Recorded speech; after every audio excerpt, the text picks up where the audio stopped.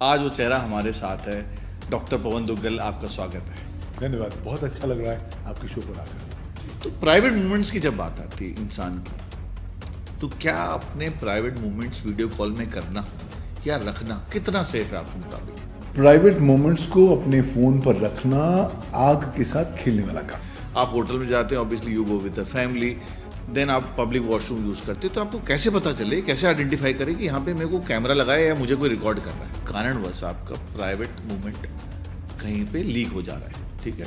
Panic नहीं करना, डरना नहीं। कि एक अननोन नंबर से वीडियो कॉल आती है और एक लड़की आएगी अचानक से, वो न्यूड खड़ी है आपके सामने। अव्वल तो किसी का भी वीडियो कॉल आए जिसको आप नहीं जानते, आप वीडियो कॉल एंटरटेन नहीं करें।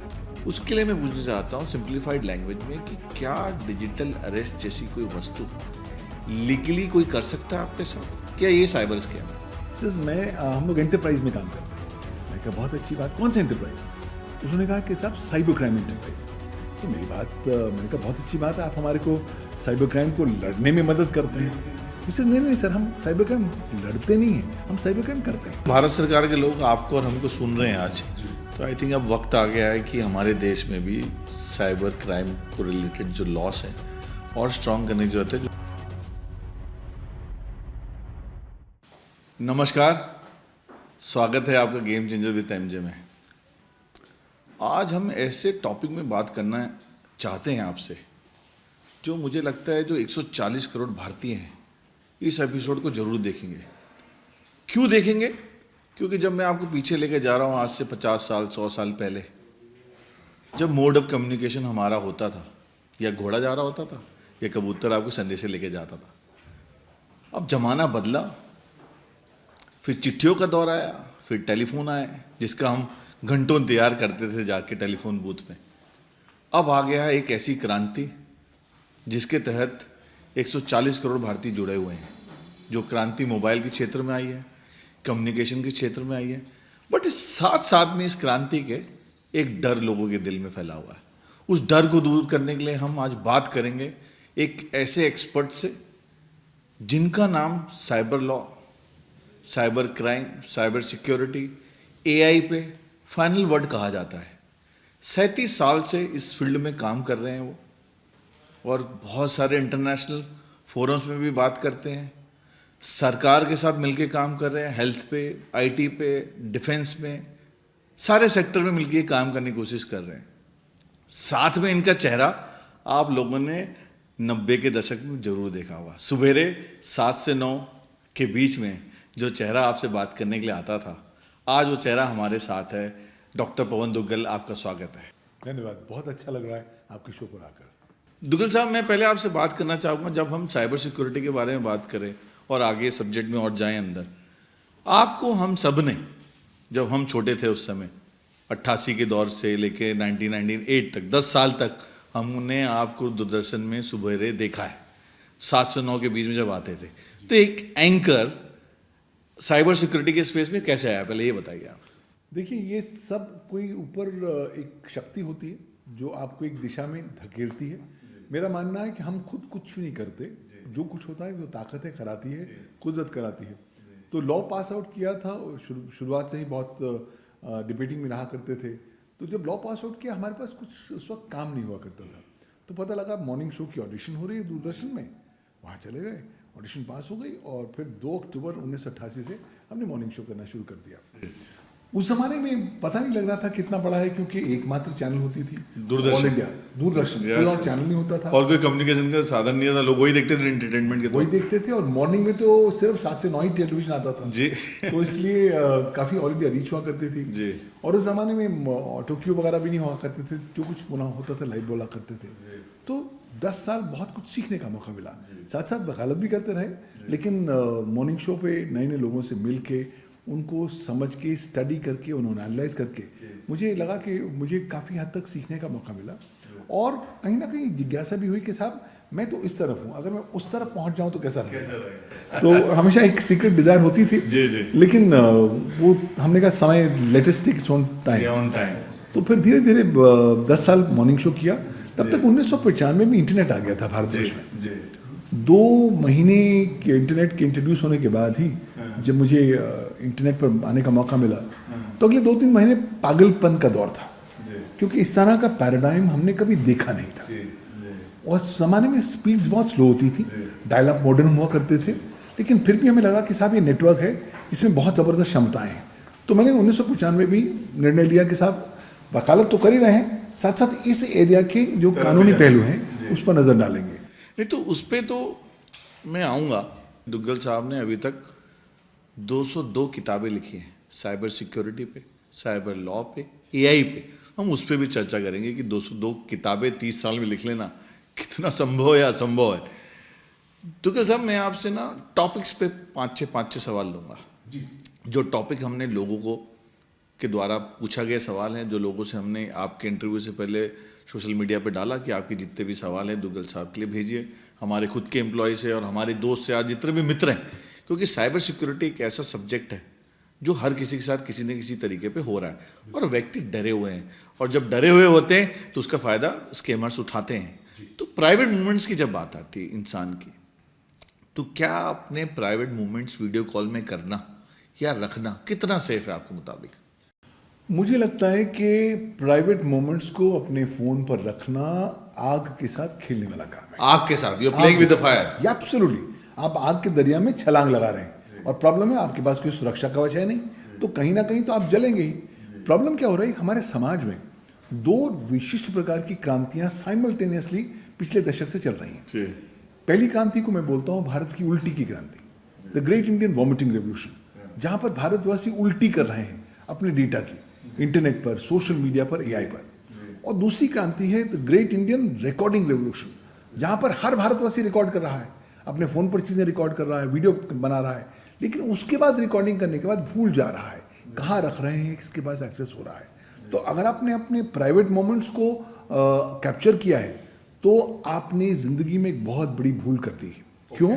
क्योंकि अगर वो किसी और के हाथ में पड़ गया तो आपका करंट भविष्य, आपका करंट वर्तमान और भविष्य दोनों ही अंधकार में इम्पैक्ट आ सकते हैं।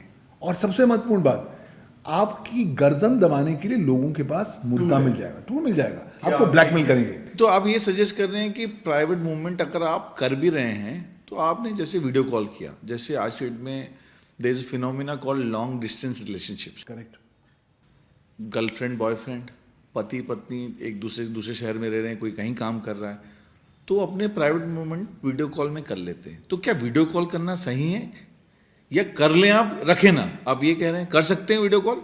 आप देखिए, वीडियो कॉल भी जब करेंगे वो भी तो एक सामान्य तौर पर पब्लिक कम्युनिकेशन है। अगर वीडियो कॉल इंक्रिप्टेड ना हुई तो कोई व्यक्ति रास्ते में उसको देख सकता है, उसको रिकॉर्ड कर सकता है, उसकी कॉपी बना सकता है। मैं आपको एक किस्सा बताता हूँ। पिछले साल जनवरी में, मिडिल ऑफ जनवरी में शादी हुई और दोनों हस्बैंड वाइफ बहुत टेक सेवी थे। तो उन्होंने कहा कि हम एक पैक्ट करते हैं कि हम अपनी शादी की जो पहली रात है दोनों अपने अपने डिवाइसेस पर रिकॉर्ड करेंगे। अच्छा, क्योंकि मोमेंट हम लोग आजीवन के लिए हम उसका आनंद लेना चाहते हैं। तो वो गोवा गए और अपनी हनीमून के दिन दोनों ने अपने फर्स्ट नाइट के मोमेंट्स को रिकॉर्ड किया। और उसके तत्पश्चात उम्मीद तो ये थी कि बहुत देर चलेगा। उसके करीबन 15 दिन बाद ही लड़ाइयाँ शुरू हो गई और 1 महीने के अंतर्गत दोनों ने एक दूसरे के बरखलाफ क्रिमिनल कंप्लेंट दाखिल कर दी, एफआईआर दाखिल कर दी कि साहब इन्होंने मेरी इजाज़त के बगैर मेरे प्राइवेट पार्ट्स की तस्वीरें खींची। अब कानून बहुत क्लियर है, अगर आप किसी के प्राइवेट पार्ट्स की तस्वीरें उसकी इजाज़त के बगैर आप खींचते हैं, बनाते हैं, वीडियो बनाते हैं, तो दंडनीय अपराध है, 3 साल की सज़ा है और जुर्माने का प्रावधान है। तो अब एक ही महीने में एफआईआर भी दर्ज हो गई, डिवोर्स की प्रोसीडिंग शुरू हो गई। तो मुझे लगता है कि हम अभी आग के साथ खेल रहे हैं। ये प्राइवेट मोमेंट्स होते हैं ना, प्राइवेट। तो आप कह रहे हो कि वीडियो कॉल भी ना करें और रिकॉर्ड भी ना करें, ये मतलब आग से खेल रहे हैं इन शॉर्ट। आपको करना नहीं चाहिए, बिल्कुल ना करें, अच्छा रहेगा। क्योंकि अगर आपने कर लिया और ये किसी और व्यक्ति के हाथ में पड़ गया तो एक तो आपको ब्लैकमेल किया जाएगा, एक आपकी रेपुटेशन के साथ खिलवाड़ किया जाएगा, आपका जो करंट बिजनेस है और पोटेंशियल बिजनेस प्रॉस्पेक्ट्स हैं दोनों को नेगेटिवली इंपैक्ट करने की कोशिश की जाएगी। बट नोबडी वुड वांट कि उनका प्राइवेट मूवमेंट पब्लिक लेवल पे आए, कोई नहीं चाहता आई थिंक। बट जैसा कि मैंने कहा कि हमको जो सवाल आया उसमें एक ज्वलंत सवाल और है, ये खासकर महिलाओं का सवाल है जो बड़ा सेंसिटिव इन नेचर है। पर अब मैं चाहता हूँ कि आप उसमें डिटेल में समझाएं कि महिलाएं इस चीज़ को कैसे आइडेंटिफाई करें। जब महिलाएं या अपनी फैमिली के साथ हम होटल्स जाते हैं, मॉल्स में जाते हैं, पब्लिक वॉशरूम यूज़ करते हैं, तो वो कैसे आइडेंटिफाई करें कि मेरा प्राइवेट मूवमेंट इसमें रिकॉर्ड हो रहा है कि नहीं हो रहा है? क्योंकि आप मॉल्स में जाते हैं, कपड़े ट्रायल्स करते हैं, आप होटल में जाते हैं, obviously you go with the family, then आप पब्लिक वॉशरूम यूज़ करते हैं, तो आपको कैसे पता चले, कैसे आइडेंटिफाई करें कि यहाँ पे मेरे को कैमरा लगाया या मुझे कोई रिकॉर्ड कर रहा है? देखिए, कोई आपके पास गोल्डन प्रिंसिपल तो है नहीं और ना ही कोई ऐसा अचूक उपाय है कि साहब हर वक्त आपको पता लगेगा। लेकिन हाँ, किसी भी पब्लिक वॉशरूम में या ट्रायल रूम में जाने से पहले एक बार चारों नज़र मार लीजिए, कहीं आपको कोई छोटा लेंस, कोई छोटा आपको सस्पिशन का एरिया तो नज़र नहीं आता। अगर आता है तो ना करें, उस चीज़ का इस्तेमाल ना करें, क्योंकि आजकल ना भारतवर्ष में एक बहुत ज़बरदस्त एक सैडिस्टिक प्लेजर है कि साहब लड़कियों की तस्वीरें उनकी इजाज़त के बगैर खींचेंगे, फिर हम इंटरनेट पर बेचेंगे और फिर पैसे कमाएंगे। मुझे लगता है कि आपको केयरफुल होना चाहिए, लेकिन आपको ये भी समझना है कि कानून कहता है कि अगर कोई ऐसा व्यक्ति आपके साथ करता है तो आप शिकायत कर सकते हैं, उसको जेल में भिजवा सकते हैं, और इसमें सेक्शन 66E भारत के IT एक्ट के अंतर्गत मुकदमा दर्ज हो सकता है। तो कहीं ना कहीं देखिए, हम सब भारतवासियों को अपने जीवन जीने के मौलिक अधिकार में निजता का अधिकार शामिल है, और उस निजता का अधिकार ये मतलब है कि साहब कोई व्यक्ति मेरी इजाजत के बगैर मेरे तस्वीरें, मेरे वीडियोस ना खींच रहे। बहुत से ऐसे केसेस मैंने डील किए हैं जहाँ पर शोरूम में किसी एम्प्लॉई ने जानबूझ के स्पाई कैमरा लगा दिया और फिर उसकी सारी चीजें रिकॉर्ड कर ली, फिर इंटरनेट पर बेच दी। और कई बार तो ये ओनर्स की रजामंदी के साथ होता है, बिना भी होता है, कई बार उनकी थॉट प्रोसेस के बगैर भी होता है। तो इन एनी केस, जब आप ओनर हैं, आप शोरूम के ओनर हैं, तो दायित्व आपका भी है कि साहब मेरे ट्रायल रूम में कोई अनावश्यक तरीके से स्पाईवेयर या नहीं हो, वो आपकी जिम्मेदारी भी है। बट मेरी कलीग ने मुझे बताया छोटा सा किस्सा कि मैं किसी होटल में गई तो मैंने मिरर में ना नॉक करके देखा 2 बार कि मिरर में से कुछ आवाज़ आ रही है, खोखलापन है, कुछ है, तो आई कुड सेंस कि उसमें कैमरा लगा है। ऐसा कोई तरीका है कि जब आप मिरर में जा रहे हैं या मॉल में कपड़ा चेंज कर रहे हैं, मिरर दिख रहा है, तो मिरर के पीछे भी कैमरा हो सकता है, उसको आइडेंटिफाई करने का कोई तरीका है? 2-3 तरीके हैं। एक तो ये, कई बार अगर आप बहुत टेक सेवी हैं तो आजकल बजर्स आ गए हैं, बजर्स, तो आप वो छोटे सस्ते हैं, अपने पास रखिए। द मोमेंट आप उसको घुमाएंगे, अगर कहीं पे भी कोई इलेक्ट्रॉनिक डिवाइस होगी तो बज करने लग जाएगा। तो वो बज करने से आपको इंडिकेशन हो जाएगा साहब इसके पीछे कुछ इलेक्ट्रॉनिक डिवाइस है। आजकल ऐसे कुछ डिवाइसेस आ गए हैं, वो इस्तेमाल कर सकते हैं। वो तो आप कह रहे हो कि जो महिलाएं हैं, जो हम सब सुन रही हैं आपको और मेरे को अभी लाइव, तो बजेस करके एक जो टेक्नोलॉजी आ गई है, आप बहुत सस्ता है, आप बताया कितने कॉस्ट का आता है अंदाजा? करीबन 200 से 500 200-300 रुपए का है। तो आप अगर चारों तरफ घुमा के देखेंगे, अगर कुछ इलेक्ट्रॉनिक डिवाइस होगी तो वो बीप करेगा, आपको पता चल जाएगा कि ऐसा कुछ है। This is a good I think आपने बहुत जानकारी अच्छी शेयर करी हमारे दर्शकों के साथ कि महिलाएं तो अपने पर्स में इतना लेके जाती हैं बड़ा, तो एक छोटा सा वो भी डाल सकती है in order to check that. I think ये संजीवनी का काम करेगा। इससे एक रिलेटेड मेरे पास सवाल आपका है, ऐसा है कि मान लीजिए किसी कारणवश आपका प्राइवेट मूवमेंट कहीं पे लीक हो जा रहा है, ठीक है, आप कहीं कपड़ा चेंज कर रहे हैं, कुछ कर रहे हैं, लीक हो गया, होटल में गए आप, लीक हो गया, और उसके कारण हमने देखा है देश में कितने सुसाइड के केस आ रहे हैं, जो मेंटल ट्रॉमा लोग झेल नहीं पाते, खासकर जो महिलाएं हैं हमारी समाज की, क्योंकि ये इस तरीके की चीज़ें किसी को भी पसंद नहीं है। और at the end of the day ऐसे केसेस भी समाचार पत्रों में आए हैं कि लोगों ने सुसाइड कर लिया है। अगर ऐसा कुछ किसी के साथ हो जाए, ऑब्वियसली वो डर तो आ ही जाता है, तो पहला स्टेप हमें क्या करना चाहिए? आपको लोग जो सुन रहे हैं, आप प्लीज़ एक बताइए कि क्या स्टेप करें। अगर दुर्भाग्यपूर्ण आपका कोई प्राइवेट मोमेंट कहीं कैप्चर हो गया है तो पहली बात, पैनिक नहीं करना, डरना नहीं है, बिल्कुल नहीं। उसका कारण यह है कि कल सुबह फिर सूरज उगेगा, कल एक नया दिन होगा। लेकिन उसके साथ साथ हमें चुप भी नहीं बैठना, हमें इसको रिपोर्ट करना है। और सरकार आपको आज 2 विकल्प देती है। आप घर बैठे हुए या तो अपने फ़ोन से 1930 1930 राष्ट्रीय साइबर क्राइम हेल्पलाइन नंबर है। 1930 मैं चाहता हूँ आप सब नोट करके रखें। 1930 पे जैसे आप कॉल करेंगे, आपकी कॉल पुलिस अधिकर्मी उठाएंगे और वो तुरंत आपका केस वहाँ पर दर्ज करेंगे और कार्रवाई करेंगे। अगर आप उनको 1930 नहीं मिलता तो सेकंड विकल्प आपके पास है कि आप cybercrime.gov.in पर जाइए। ये राष्ट्रीय साइबर क्राइम रिपोर्टिंग पोर्टल है, वहाँ पर भी जाकर रिपोर्ट करिए कि साहब मेरे अश्लील वीडियो बनाए गए हैं और ये इसका इस्तेमाल हो सकता है।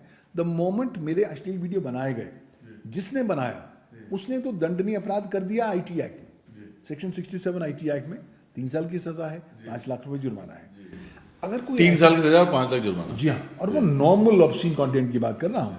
अगर आज आपका कंटेंट है जहाँ पर एक्सप्लिसिट सेक्सुअल कुछ एक्टिविटी हो रही हो, तब 5 साल की सजा है और 10 लाख रुपए जुर्माना है। 5 साल की सजा, 10 लाख जुर्माना। तो इसलिए आपने चुप नहीं बैठना, रिपोर्ट करना है।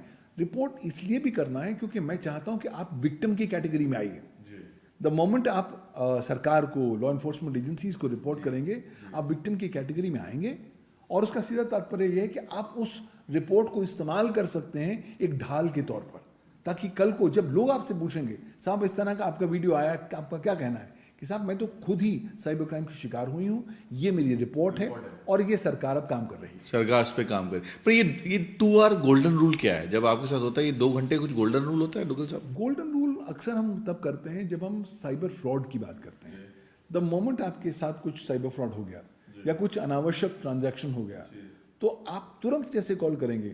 हमारा गोल्डन आवर तो होता है, एक्चुअली गोल्डन फर्स्ट 10 मिनट्स तो गोल्डन होते हैं। पहले 10 मिनट गोल्डन है, आपके साथ कुछ भी फ्रॉड हो। कुछ भी फ्रॉड हो, उसका रीज़न है 10 मिनट तो कम से कम एक साइबर क्रिमिनल को लगते हैं, वो आपके बैंक के अकाउंट से पैसा निकाल करके बैंकिंग सिस्टम के बाहर निकले जाने में। तो अगर आपको जैसे पता लगे और तुरंत आपने 1930 कॉल कर दिया, तो इनका टाई अप सारे बैंक्स के साथ है।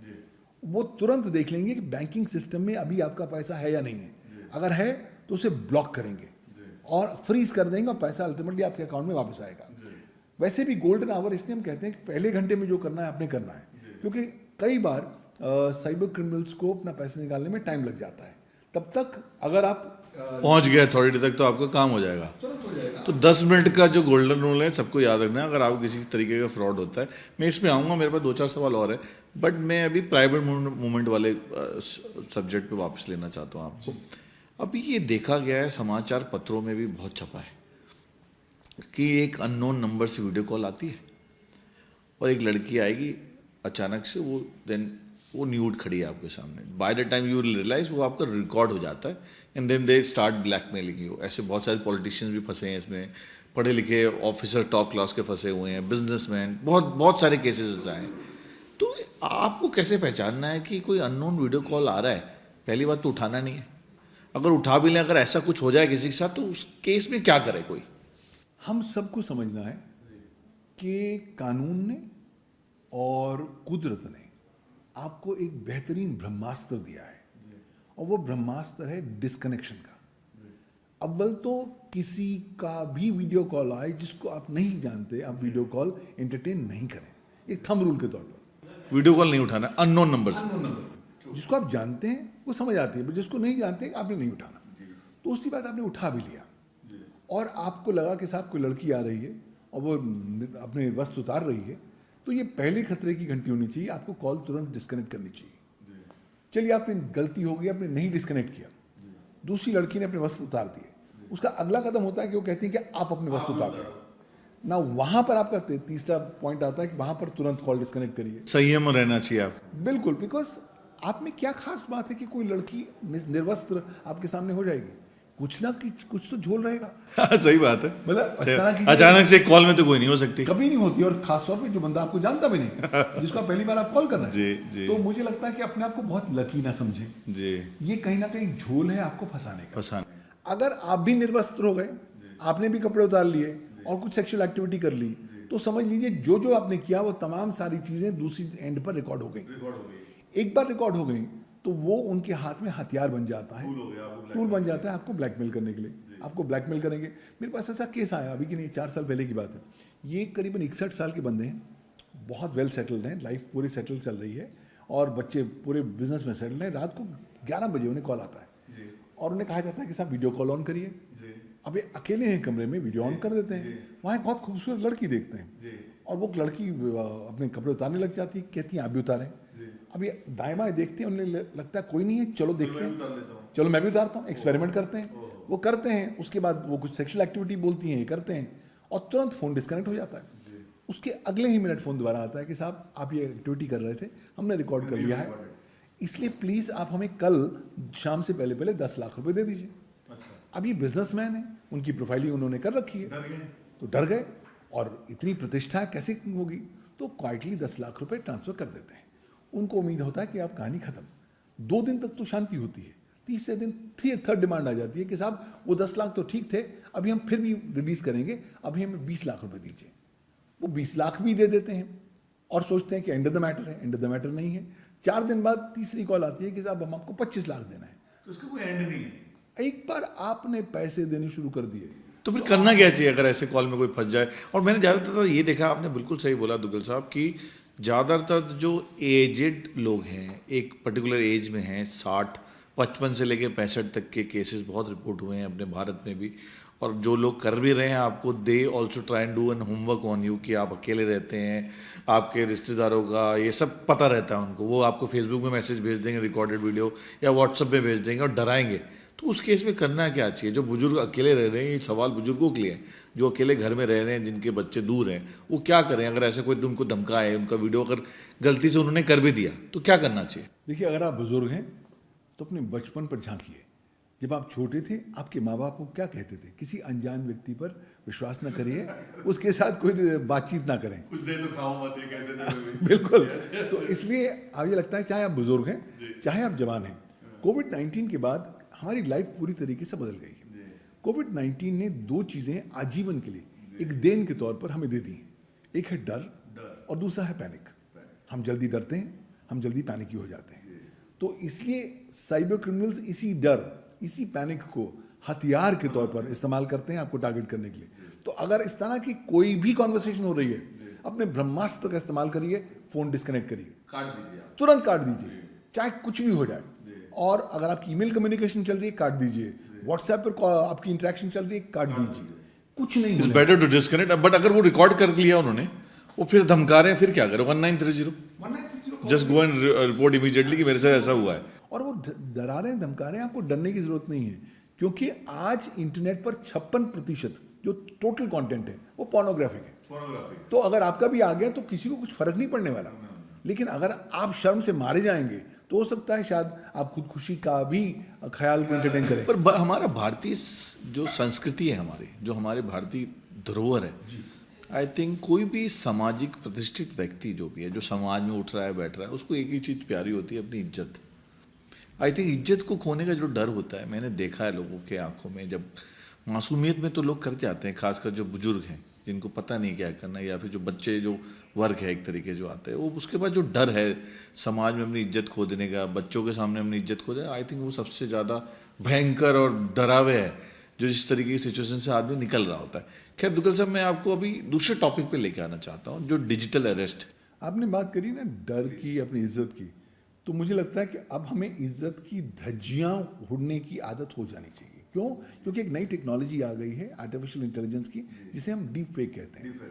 आपके झूठे अश्लील वीडियो बनाए जाएंगे और आर्टिफिशियल इंटेलिजेंस द्वारा चारों ओर प्रसारित किए जाएंगे, और कोशिश की जाएगी कि आपकी रेपुटेशन को इम्पैक्ट किया जाए। तो इसलिए आपको डरना नहीं है, और बल्कि आप बुजुर्ग हैं या जवान हैं, 2 चीज़ें याद रखिए, 2 आदतों को याद रखिए। एक कि कंजूस हो जाइए, दूसरा शक्की हो जाइए। कंजूस अपने डेटा को लेकर, डेटा को नीड टू नो बेसिस पर शेयर करना, वैसे नहीं शेयर करना। शक्की इसलिए कि हर वो जानकारी जो आप देख रहे हैं, पढ़ रहे हैं, सुन रहे हैं, उस पर तब तक विश्वास ना करें जब तक आप उसकी स्वयं तौर पर, इंडिपेंडेंट तौर पर पुष्टि ना कर पाए हैं उसकी सत्यता या ऑथेंटिसिटी को लेकर। तो ये 2 आदतें जी, कि कंजूस हो जाए और शक्की हो जाए। बिल्कुल, कोई भी चीज़ को जल्दी नहीं मान लेना आपको। कंजूस ऐसे होना है कि कोई डेटा जल्दी नहीं शेयर कर देना आपको, बिकॉज आपके डिजिटल फुटप्रिंट आपका जीवन भर पीछा नहीं छोड़ते। If you are there, it's recorded, वो चलेगा आपके साथ जीवन भर, चलना ही है। अब मैं डिजिटल अरेस्ट पे आता हूँ, एक टॉपिक पे जो काफ़ी ज्वलंत मुद्दा है आजकल डिजिटल अरेस्ट का। आए दिन हम पेपरों में डेली कुछ ना कुछ न्यूज़ सुन रहे हैं, और आपको तो ज़्यादा पता है। तो मुझे एक बात बताइए, जो कॉमन भारतीय है, जो कॉमन इंडियन है, उसके लिए मैं पूछना चाहता हूँ सिंप्लीफाइड लैंग्वेज में कि क्या डिजिटल अरेस्ट जैसी कोई वस्तु लीगली कोई कर सकता है आपके साथ? क्या ये साइबर स्कैम है? आपको बताना चाहूँगा कि कानून के दृष्टिकोण में डिजिटल अरेस्ट नाम की चीज़ कुछ है ही नहीं। डिजिटल अरेस्ट जैसा कुछ भी नहीं है ही नहीं। लेकिन देखिए, सलाम करना चाहिए आपको साइबर क्रिमिनल्स को कि उनका दिमाग कितना शातिर है। 1 जुलाई 2024 को भारत ने 3 नए क्रिमिनल कानून पारित कर इम्प्लीमेंट किए, जिसमें भारतीय न्याय संहिता भी शामिल थी। तो उन्होंने एक नया नैरेटिव जोड़ा कि साहब नया लॉ बन गया है, इस नए लॉ कहता है कि साहब टेक्नोलॉजी के माध्यम से हम आपको गिरफ्तार कर सकते हैं, और लोगों को उन्होंने शिकार बनाना शुरू किया। ये एक डिजिटल स्कैम है, कुछ नहीं है। और अगर आप डर जाते हैं तो वो बिल्कुल हावी हो जाते हैं। डिजिटली अरेस्ट नाम की चीज़ कुछ होती नहीं है। हाँ, लेकिन अगर आपके दिलों में डर रहेगा तो आप फोमो में आते हुए, फियर ऑफ मिसिंग आउट में आते वक्त कहीं ना कहीं उसमें और दलदल में धंसते चले जाएंगे। द रियलिटी इज कि पुलिस आदमी या पुलिस अधिकर्मी आपको आपके ड्राइंग रूम में बैठकर आपको वीडियो कॉल नहीं करेगा कि साहब आइए, मैं बता रहा हूं, 24 घंटा आप रहिए कैमरे के सामने, आप कहीं नहीं जा सकते। तो डिजिटल अरेस्ट नाम की कोई भी ऐसी चिड़िया है नहीं, ना आपको डरने की ज़रूरत है। बट अभी जो 2-3 केसेस आए हैं, जो अभी तक का सबसे बड़ा डिजिटल अरेस्ट का जो फ्रॉड हुआ है, जो बॉम्बे के एक केस आया 72 साल के जो बुजुर्ग हैं, स्टॉक ट्रेडर है मेरे ख्याल से, मैं गलत नहीं हूँ, 58 करोड़ रुपए के डिजिटल अरेस्ट पे उनसे पैसे ले लिए गए। 40 दिन तक उनको ब्लैकमेल किया गया अलग अलग तरीके से, उन्होंने अपना सब बेच दिया। बट और साथ में एक और केस था बॉम्बे का, एक महिला को 3 करोड़ 80 लाख रुपए वर्चुअल कोर्ट रूम बना दिया गया। जस्टिस चंद्रचूड़ जी का तक का नाम आ गया, अगर मैं गलत नहीं हूँ तो करेक्ट करिएगा मुझे। तो क्या इस तरीके के जो केसेस अखबार में दिन प्रतिदिन आ रहे हैं, वो तो अवेयरनेस का काम कर रहे हैं, अखबार मीडिया सब कर रहे हैं, हम भी कर रहे हैं, बट परिवार की इसमें क्या जिम्मेदारी होती है कि मेरे घर का अगर बुजुर्ग ऐसी किसी चीज़ में फंस गया है, how can I sense that my parents are into a digital arrest? How can you sense that this is happening with them? आपका क्या कर्तव्य है एज अ फैमिली? अगर आप फैमिली मेंबर हैं तो आप अपने फैमिली मेंबर को अच्छी तरीके से जानते हैं। अगर आपको अपने फैमिली मेंबर के डे टू डे बिहेवियर में थोड़ा सा भी चेंज नजर आए तो ये पहला अलार्म सिग्नल है कि कुछ गड़बड़ हो रही है। वो चुप हो जाएंगे, वो बात ज़्यादा नहीं करेंगे, वो आपके साथ इंटरेक्ट नहीं करेंगे, जो रोज़मर्रा काम करते हैं वो नहीं करेंगे, तो ये इंडिकेशन है कि साहब कुछ गड़बड़ है। अगर आप थोड़ा सा प्रोब करेंगे तब आप पाएंगे। दूसरी बात, कई बार आजकल बड़े बुजुर्ग कहते हैं कि साहब मुझे छोड़ दो, मुझे अपने कमरे में रहने दो।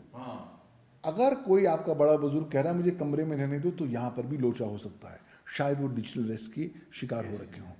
तीसरी बात, अगर आपको लगे कि आपके बुजुर्ग आपको प्रिवेंट कर रहे हैं कि मेरे कमरे में मत आओ, कि मेरी तबीयत खराब है, कुछ है, तो वो भी इंडिकेशन है कि साहब कहीं ना कहीं डिजिटल अरेस्ट होने वाला है। बिहेवियर आप चेक करिए, just try and understand, read their behaviour, what are they into. If they are asking you not to come, you should understand, आपको समझ जाना चाहिए कि कुछ ना कुछ गड़बड़ है। अगर आपके माता पिता हैं तो आप उनके बिहेवियर को रीड करें। अचानक से आपको आने के लिए बंद कर देते हैं, अगर if they are going frequently to a bank और ऐसी कुछ एक्टिविटी करते दिख रहे हैं या अपना लैंड बेच रहे हैं, जिस तरीके का 58 करोड़ का जो फ्रॉड हुआ है 40 दिन तक जिस तरीके से हुआ, आई एम श्योर उन्होंने अपनी ज्वेलरियाँ, घर, एसेट्स बेचे होंगे। तो मैं सरप्राइज हूँ कि कैसे बच्चों को या फैमिली मेम्बर्स को इसके बारे में पता नहीं चला। मुझे लगता है आज लोग सब लोग इतने ज़्यादा बिजी हो गए ना कि वो देख नहीं पाते कि महीन डिफरेंस क्या हुआ, क्या हो गया, बिहेवियर चेंज कैसे हो गया, बिहेवियर चेंज कैसे हुआ। और द मोमेंट कोई सीक्रेटिव ट्रांजैक्शन आपके पेरेंट्स कर रहे हैं तो वो भी इंडिकेशन है कि साहब गड़बड़ वाली बात है। द मोमेंट वो आपको कह रहे हैं मुझे एफडीओ तोड़नी है, मुझे बैंक जाना है, और अलर्ट हो जाएं, तो मुझे लगता है कि आपको इंडिकेशन होनी चाहिए। हमने हाल ही में केस किया जहाँ पर ये महिला है, 72 साल की हैं, और विडो हैं, अकेली रहती हैं एक फार्म हाउस में, सारे बच्चे बाहर हैं। उन्हें डिजिटल अरेस्ट का शिकार बनाया गया। जब आप डिजिटल अरेस्ट में शिकार आप बनाते हैं तो आप कहीं ना कहीं हिप्नोसिस का इस्तेमाल करते हैं साइबर क्रिमिनल्स। अच्छा, आपके दिमाग हिप्नोसिस का भी इस्तेमाल होता है? वशीकरण के तौर पर आपको कंट्रोल में करते हैं। मतलब वशीकरण तो तांत्रिक करते थे, सुना था भी साइबर क्रिमिनल भी करते साइबर क्रिमिनल में आ गए, वो करने लग गए। क्या बात है। नए नए तौर पर अपने जो तरीके हैं बदल रहे हैं। तो उनको कहा गया कि सब आपको डिजिटल अरेस्ट कर दिया गया है। तो वो बड़ी बुजुर्ग महिला कहती मैं मानती नहीं हूँ। तब उन्होंने कहा कि डोंट वरी मैडम, आपकी हमने जो आपका फार्म हाउस है उसके चारों ओर शार्प शूटर्स रखे हुए हैं। अच्छा, अगर कुछ गड़बड़ी करी तो शार्प शूटर्स करके आपको ढेर खुआई कर देंगे, फिर आप लेने के देने करना।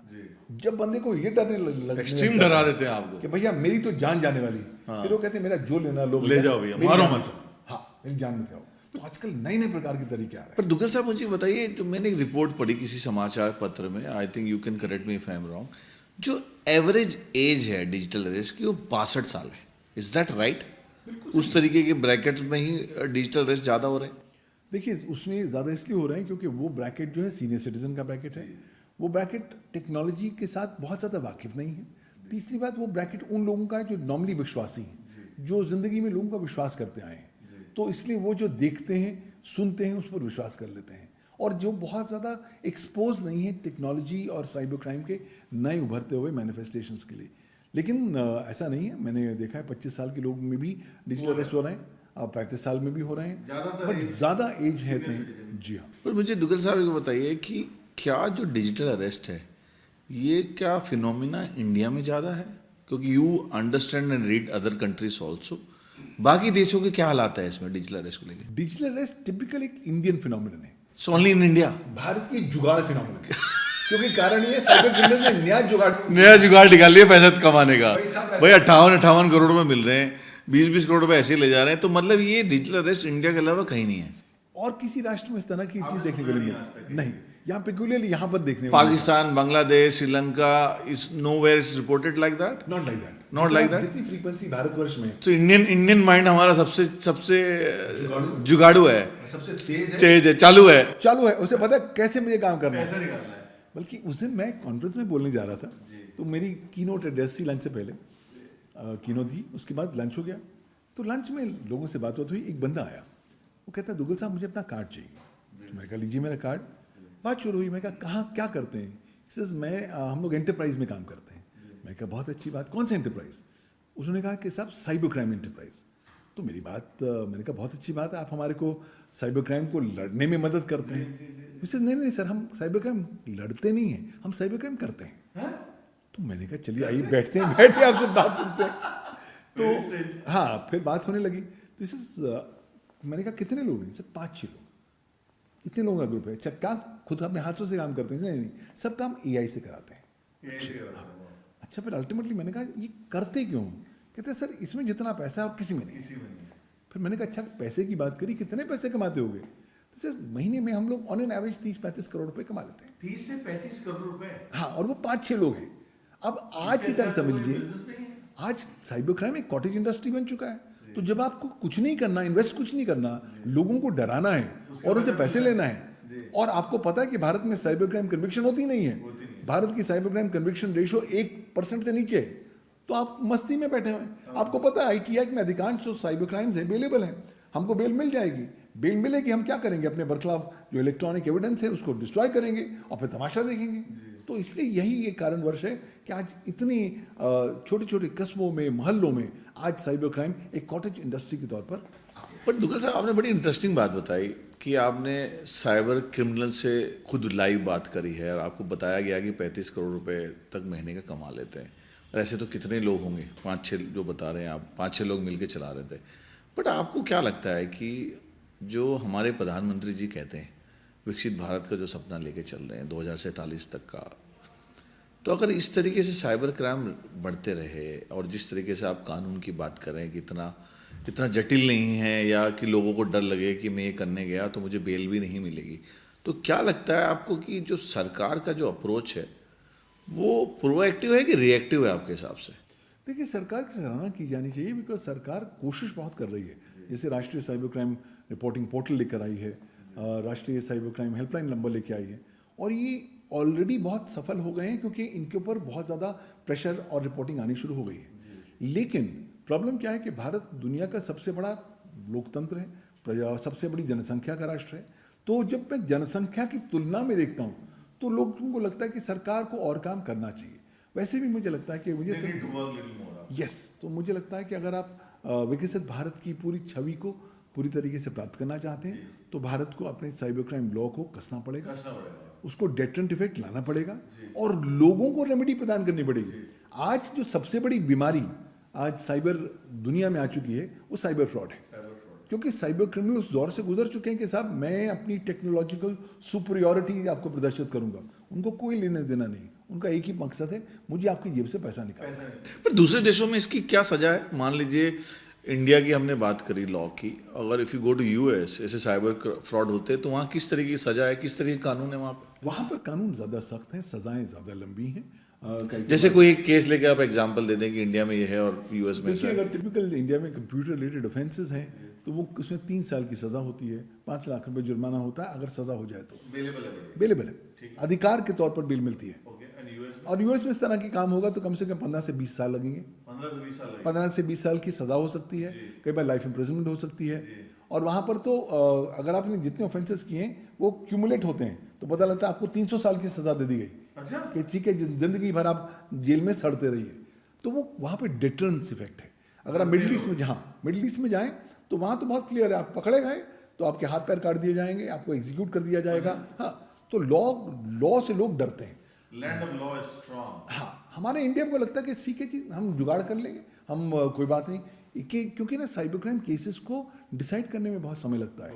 आज 2025 में मैंने 2001 में एक साइबर क्राइम मुकदमा शुरू किया था, वो 2024 तक चला। 2024 तक तो मतलब अगर 23 से 24 साल मुकदमा चलेगा तो लोगों का जो विश्वास है वो टूट जाएगा। आई थिंक अगर भारत सरकार के लोग आपको और हमको सुन रहे हैं आज, तो आई थिंक अब वक्त आ गया है कि हमारे देश में भी साइबर क्राइम को रिलेटेड जो लॉस है और स्ट्रॉन्ग करने की जरूरत है। जो दुग्गल साहब भी मानते हैं, जो 2047 का जो सपना है आदरणीय मोदी जी का, उसको पूरा करने के लिए एक तरीके से मुझे एक याद आ रही है बात जो मैं बताना चाहता हूँ। जैसे जब पोलियो कैंपेन चालू हुआ इंडिया में, पोलियो कैंपेन को किस तरीके से सरकारों ने, जितनी भी सरकारें आई, किसी भी पार्टी की सरकारें, सब ने अपना मिशन माना, इसलिए पोलियो हमारे देश से, भारत से निकला।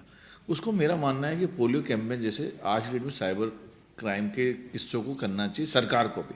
अगर उसको मिशन नहीं मानोगे तो ये जुगाड़ का जो अपना देश है वैसे ही चलता रहेगा। जैसे आपने बोला, हमें कैसे ट्रैक करना चाहिए बीइंग अ पेरेंट कि उनको गलत कंटेंट परोसा जा रहा है। प्रॉब्लम यह है कि हम भारतवर्ष में बच्चों को प्रशिक्षित ही नहीं करते, ट्रेन ही नहीं करते कि साहब प्लीज़ जहाँ तक हो सके अपने शॉर्टकट ना अपनाएं, अपना टाइम फ्री करने के लिए बच्चों के आगे मोबाइल या इंटरनेट ना डालें। तो बच्चों को जो ऑनलाइन गेमिंग से जो ठगा जा रहा है आजकल, जो ठग दिया जाता है, हमें एक नई बात, एक नई गाथा सिखाता है। हमें अपने आप को रोज लर्न, अनलर्न, रीलर्न करना पड़ेगा। 16 साल से कम उम्र के बच्चों के लिए सोशल साइट्स बैन कर दिए, कनेक्शंस देता है, और लोग जो फर्जी नामों से, अलग अलग नामों से लेते हैं, तो वो कहाँ अकाउंटेबल होते हैं इंडियन लीगल सिस्टम के साथ। ऐसा इसलिए हो पा रहा है क्योंकि कानून में अभी लूप होल्स है। सपोजिंग आपको बहुत शौक है कि नहीं मुझे आधार देना ही है, तो प्लीज अपने आधार को मास्क करके दीजिए। कि डिजी यात्रा जो सिर्फ भारत में अभी एक्टिवेटेड, पर क्या ये सेफ है? ये सवाल आया है बहुत सारे एयर ट्रैवल का। लेकिन अभी तक हमें ये क्लैरिटी नहीं है कि डिजी यात्रा का डेटा कहाँ जा रहा है। ऐप्स हमारी बातों को सुन रहे हैं। या सीक्रेट बात करनी है, या तो फोन को कमरे के बाहर रखिए या फोन को अपनी लोकेशन से 12 फीट दूर रखिए। टॉर्च डाउनलोड करते हैं ना, तो टॉर्च भी कहता है कि भैया मुझे अपने कैमरे का एक्सेस दो। एक डिबेट चलती है कि iOS सबसे सेफ है, एंड्रॉइड सेफ नहीं है। एंड्रॉइड के मुकाबले ज्यादा सुरक्षित है। बस APK फाइल आए तो करना क्या है, पहला स्टेप। बट एक जो QR स्कैम आजकल बहुत फेमस हो गया है। QR कोड के द्वारा आपके फोन में एक वायरस आ गया। सोशल मीडिया में आपकी आइडेंटिटी हैक हो जाती है। जितना कम से कम चीजें शेयर करें पर्सनल चीज को लेकर, प्रोफेशनली चीज शेयर करना है नो प्रॉब्लम। तो अब मैं आना चाहता हूं बच्चों को लेके, जो तीसरा टॉपिक है जो मैं पकड़ना चाहता हूं, जो बच्चों को लेके इस अवस्था में जो टीनेजर्स हैं, जिसको ज़ेन अल्फा, ज़ेन जी कहते हैं आज के डेट में, वो काफ़ी वनरेबल हैं। बच्चों को जो गलत कंटेंट सोशल मीडिया में परोसा जा रहा है, हमें कैसे ट्रैक करना चाहिए बीइंग अ पेरेंट कि उनको गलत कंटेंट परोसा जा रहा है? उसको कैसे ट्रैक कर सकते हैं कि ये इसको, और ये कितना सेफ है उनका सोशल मीडिया में रहना? आप इसके बारे में बताएं। देखिए, सोशल मीडिया एक भंवर है। अगर आप बच्चे हैं और सोशल मीडिया पर हैं तो आप ऑलरेडी भवन के दौर के अंदर से गुजर रहे हैं। प्रॉब्लम यह है कि हम भारतवर्ष में बच्चों को प्रशिक्षित ही नहीं करते, ट्रेन ही नहीं करते कि साहब इंटरनेट पर जाके करना आपने क्या है, आपने अपने आप को प्रोटेक्ट कैसे करना है। तो जो फ़ोन आया, इंटरनेट कनेक्टेड हुआ तो आप चालू हो गए। तो मैं कई दशकों से अब सरकार को कह रहा हूँ कि साहब अब आपको साइबर लॉ, साइबर क्राइम और AI की एजुकेशन पहली कक्षा से शुरू करनी पड़ेगी। मैंडेट कर देना चाहिए। मैंडेटरी कि कुछ हो या ना हो, इंटरनेट के बारे में आप बताइए। I also advocate the same that कि आपको साइबर सिक्योरिटी, साइबर क्राइम और AI भी, इसकी जो सब्जेक्ट है, एक सब्जेक्ट तो क्लास 1 से मैंडेटरी कर देना चाहिए। I completely agree. अगर सरकार के और सरकार के नुमाइंदे आपको और मेरे को सुन रहे हैं तो ये अपील मैं आपके साथ मिलकर करना चाहता हूँ कि बच्चों को क्लास 1 से cyber security, cyber crime, cyber law और एआई की शिक्षा देनी चाहिए। क्या किसी और देश में लागू हो चुका है इस तरीके के ऐसे सब्जेक्ट? कई से राष्ट्र हैं, जैसे चाइना आप देख लीजिए, वहाँ पर तो आपको पहली कक्षा से ही इस तरह की प्रथा मिलती है। सिंगापुर में आपको ऐसी प्रथा मिलती है। भारतवर्ष में हमने शायद अब उसको उतना महत्व तवज्जो नहीं दिया, लेकिन आप देख लीजिए कि ये जो नई जनरेशन आ रही है ये बहुत तेज़ है हम लोगों के मुकाबले। उनका डीएनए बिल्कुल अलग है। हमारे एक परिचित हैं, उनके एक बिटिया पैदा हुई, तो जब बिटिया 4 महीने की थी तो उसके माँ बाप ने कहा कि बिटिया को हमें गिफ्ट देते हैं, और गिफ्ट उन्होंने दिया एक iPad mini connected to the internet. 4 महीने की 4 महीने की बच्ची को। जब वो बच्ची 6 महीने की थी तब वो आईपैड मिनी को अपने माँ बाप की तुलना में ज़्यादा अच्छे तरीके से ऑपरेट करती थी। वो दूसरी बात है कि उसने अपना ज़िंदगी का पहला शब्द 9-10 महीने में नहीं बल्कि 18वें महीने में बोला। तो स्पीड भी स्लो हो जाती है, ग्रोथ भी स्लो हो जाती है, क्योंकि आपका माइंड दूसरे दिशाओं में चला जा रहा है। तो कहीं ना कहीं आपको अपने बच्चों को प्रोटेक्ट करना है। तो एज ए पेरेंट हम भी जिम्मेदार हैं उतने ही। अरे हम तो जितने पूरी तरीके से जिम्मेवार हैं। जितने जितना हम आज सरकार की तरफ देख रहे हैं, उंगली उठाते हैं, करते हैं, एज ए पेरेंट हमारी भी जिम्मेदारी है। क्योंकि मैंने अमूमन देखा है, दुग्गल साहब आपने बड़ा इंटरेस्टिंग बात बोल दी। खासकर आप आज के डेट में जितने भी घरों में बच्चे पैदा होते हैं, आप चले जाएं, उनका खाने का टाइम टेबल देखें। मेरे घर में खुद बच्चा है, मैं भी कह सकता हूँ आपको इस चीज़ में कि जब बच्चे तब तक नहीं खाना खाते हैं जब तक आप उनको कार्टून या टीवी ना दिखा दें।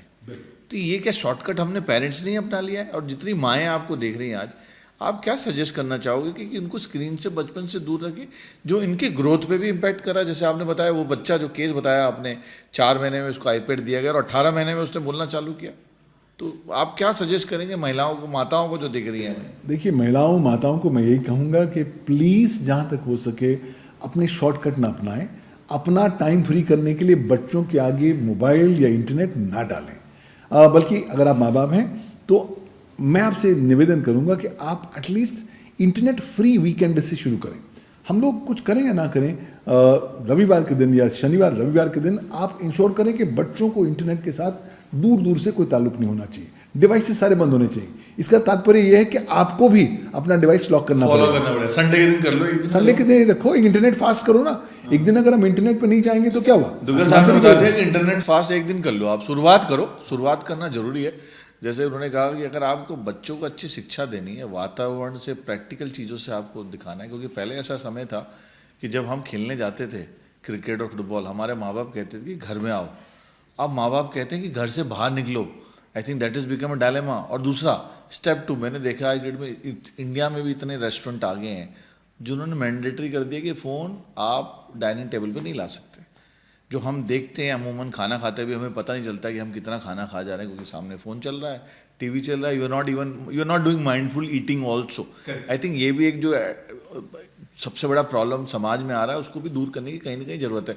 अब मैं बच्चों के टॉपिक में दूसरा सवाल लेना चाहूँगा, जो मुझे बहुत सारे लोगों ने पर्सनल डीएम करके भी भेजा है जब हमने ये पोस्टर डाला कि हम आपके साथ बात कर रहे हैं। जो बच्चों को जो ऑनलाइन गेमिंग से जो ठगा जा रहा है आज के में, जो ठग दिया जाता है, बहुत सारे गेमिंग हैं, BGMI, रोब्लॉक्स, फायर, बहुत सारे गेम्स हैं जिसके द्वारा बच्चों के ऐसे भी केसेस आए हैं हर जगह से, हरियाणा से, पंजाब से, हर क्षेत्रों से आए हैं कि बच्चे अपने माँ बाप के क्रेडिट कार्ड को यूज़ कर लेते हैं, पैसे निकाल लेते हैं गेम्स में कुछ चीज़ें खरीदने के लिए। ये कैसे ठगा जाता है? इतने प्रसिद्ध साइट्स के द्वारा भी ये हो जाता है, जितनी फेमस साइट्स हैं जो नाम बताया आपको, इनको कैसे आपको रोकना चाहिए आपके हिसाब से? देखिए, बच्चे जो है ना फील फैक्टर पर जाते हैं, जो देखते हैं उसको विश्वास कर लेते हैं।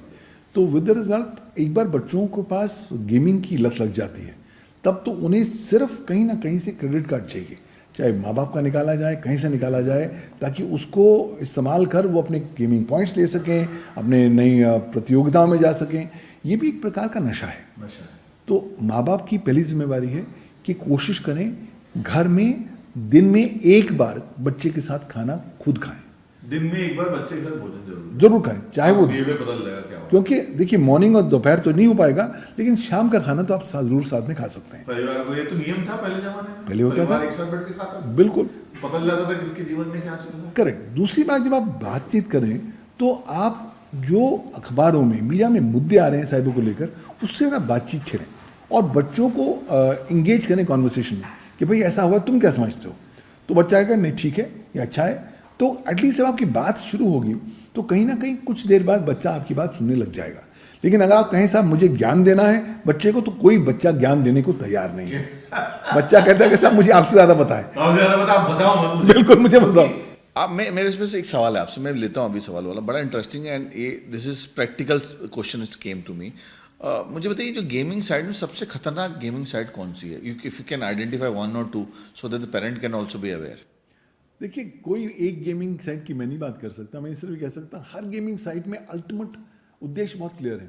आपको लत लगानी, आपको आदत डलवानी, आदत डलवाने के बाद आपसे जेब से पैसा लेना है अनावश्यक तरीके से। आपको खास तौर पर वो गेम्स जो आपको टिकटॉक पर ले जाती हैं, वो पहला इंडिकेशन है कि साहब ये गड़बड़ है, जो झोल वाला मामला है। क्योंकि अगर आप रियल गेमिंग और प्रॉपर गेमिंग कंपनी हैं तब आप कानून का पालन करेंगे। फॉर एग्जांपल इंडिया अब बहुत सारी रिस्ट्रिक्शंस लेकर आ चुका है अंडर द आईटी। सरकार ने इस पे बहुत स्ट्रिक्ट रूल अपनाए हैं अभी, जो ऑनलाइन बैटिंग गेमिंग सब बैन किए हैं। I think which is a commendable step what our government has also done. Government is very very clear कि भारत ये बच्चों का जो बचपन है वो खराब कर रही है ये ऑनलाइन गेमिंग्स, और ये जो आपको नशे में डाल रही हैं ये जुए का नशा है, वो कहीं ना कहीं पतन की ओर बच्चों को लेके जा रहा है। तो इसलिए गवर्नमेंट की सराहना तो की जानी चाहिए, लेकिन दूसरी ओर हो क्या रहा है, जो गेमिंग कंपनीज है गेमिंग भारत से बाहर चली गई, लेकिन बच्चों को प्रलोभित करने में अभी भी बाज नहीं आई है। वो लगातार किसी न किसी तरीके से आपके पास आई थिंक वो पहुंच रही हैं और लत लगाने की आपको कोशिश भी कर रही हैं। बट जैसे आपने बताया कि अब बच्चों के साथ एक बार बैठ के खाना खा लीजिए रात में, तो ठीक है कर देगा कोई, हर कोई माँ बाप कर लेगा।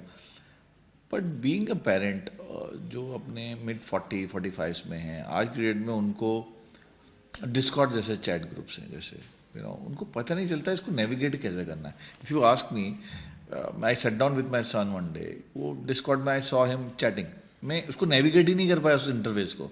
इट्स सो डिफिकल्ट कि हमें भी पता नहीं है कि वो क्या डिस्कॉर्ड में क्या बातें कर रहे हैं। इस तरीके की जो साइट्स में आप जब चैट करते देखते हैं ऐप्स में, तो आपका पहला रिएक्शन क्या होना चाहिए? आपको भी सीखना चाहिए डिस्कॉर्ड जैसे चीज़ों को कि ये कैसे नेविगेशन हो रहे हैं। आपको पता तो होना चाहिए कि किससे नेविगेशन हो रहा है। दूसरा, अगर आपको पता होगा तो आप अपने बच्चों को गाइड कर पाएंगे।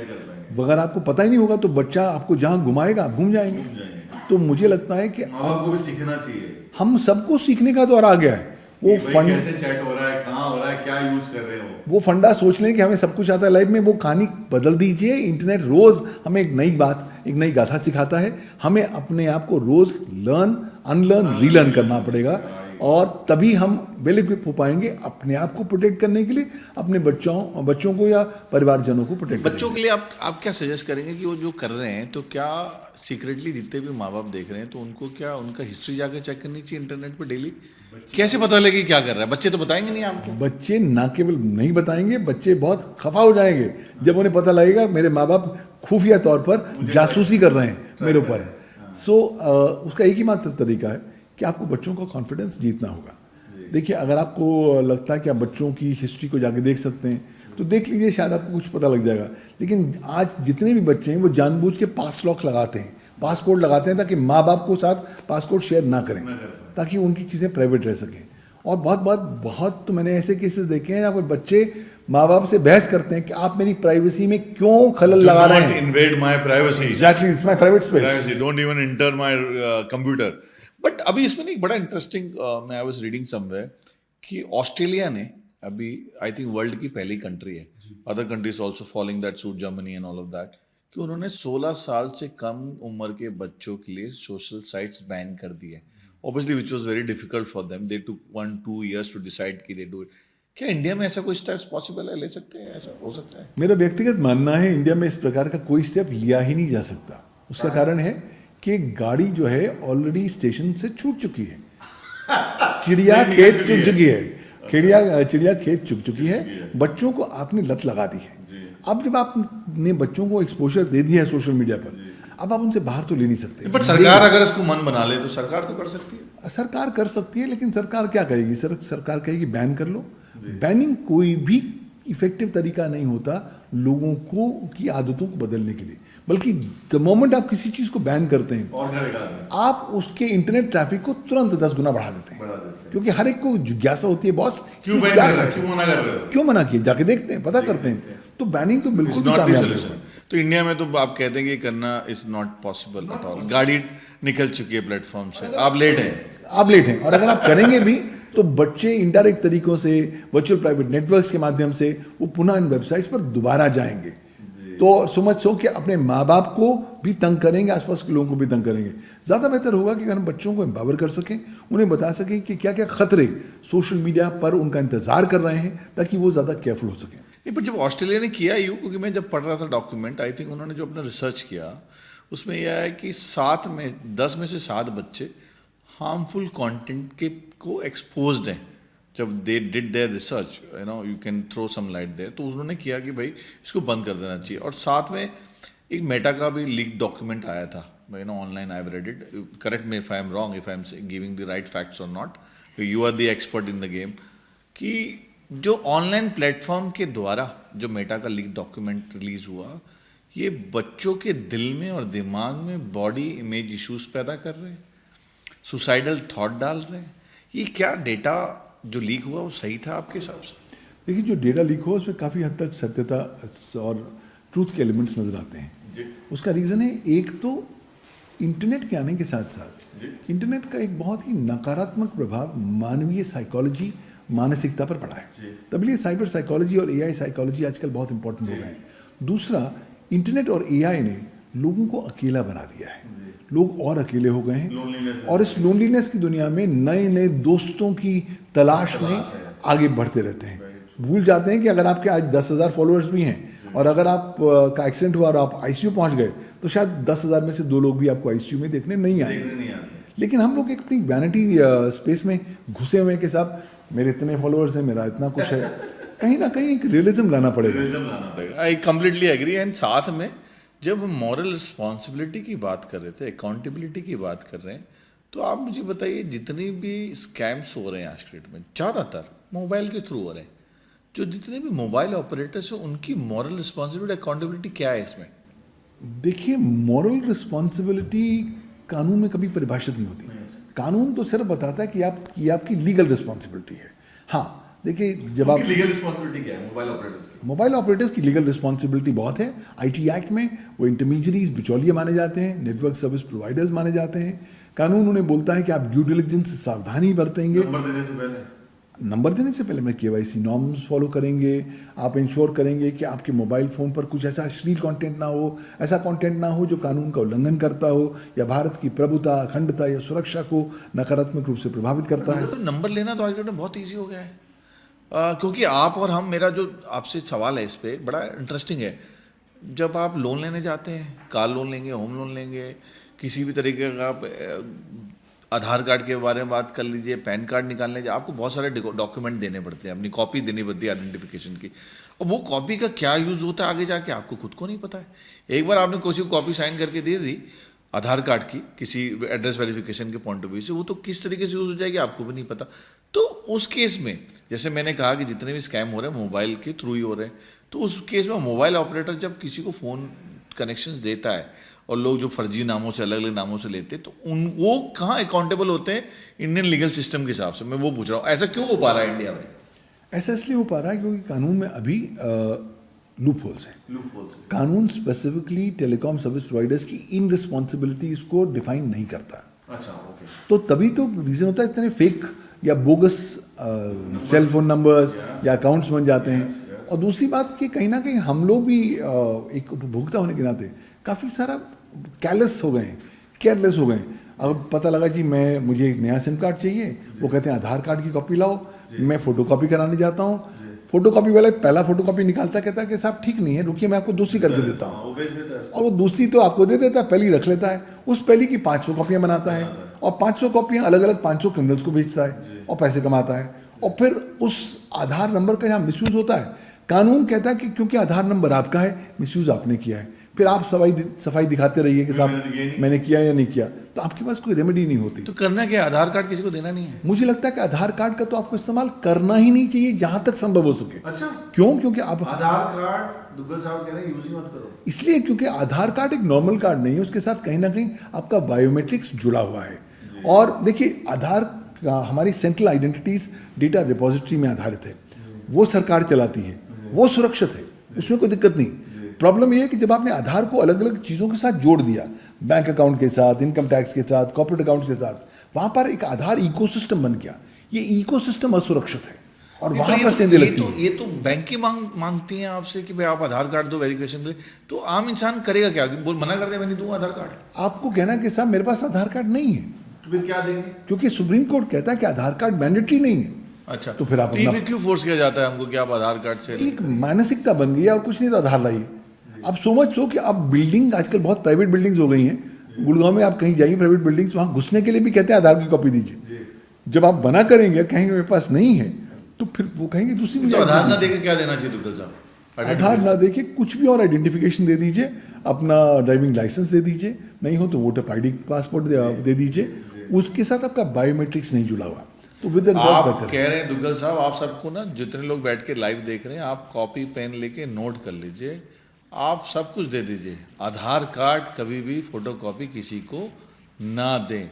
ये गोल्डन एडवाइस आपको लिख के रख लेना चाहिए और सबको बतानी चाहिए कि ये देना सबसे ज़्यादा खतरनाक और ऐसी चीज़ है कि जो आपके बायोमेट्रिक से जुड़ी हुई है, जिसका मिसयूज़ आदमी किसी भी तरीके से कर सकता है। अब मुझे एक सवाल है, मेरे किसी यहाँ पर दो चीज़ें और। सपोजिंग आपको बहुत शौक है कि नहीं मुझे आधार देना ही है, तो प्लीज़ अपने आधार को मास्क करके दीजिए। सरकार ने भी निकाला है मास्क। सरकार ने मास्क की सुविधा निकाल रखी है। गो टू uidi.gov.in, वहाँ जाकर अपना मास्क आधार कर लीजिए। तीसरी बात, अगर आप 100 भारतवासियों से पूछिए कि साहब क्या आपने अपना आधार नंबर लॉक किया है, तो 99 लोग कहेंगे हमने लॉक ही नहीं किया। तो मैं निवेदन करना चाहूँगा आपके शो के द्वारा कि एटलीस्ट जो लोग आधार इस्तेमाल कर रहे हैं, आप UIDAI की वेबसाइट पर जाइए, यानी कि uidai.gov.in, और वहाँ पर जाकर माय आधार सर्विसेज में जाकर अपने आधार को लॉक कर दीजिए ताकि उसका दुरुपयोग ना हो सके। आधार सुरक्षित है, लेकिन अगर आप खुद ही अपने दरवाजे को खोला छोड़ेंगे तो कोई ना कोई अंदर आके आप लॉक लगा के चाबी अपने पास रख लीजिए। दुग्गल साहब कह रहे हैं, जो उन्होंने वेबसाइट बताई है वहाँ जाकर कर ले।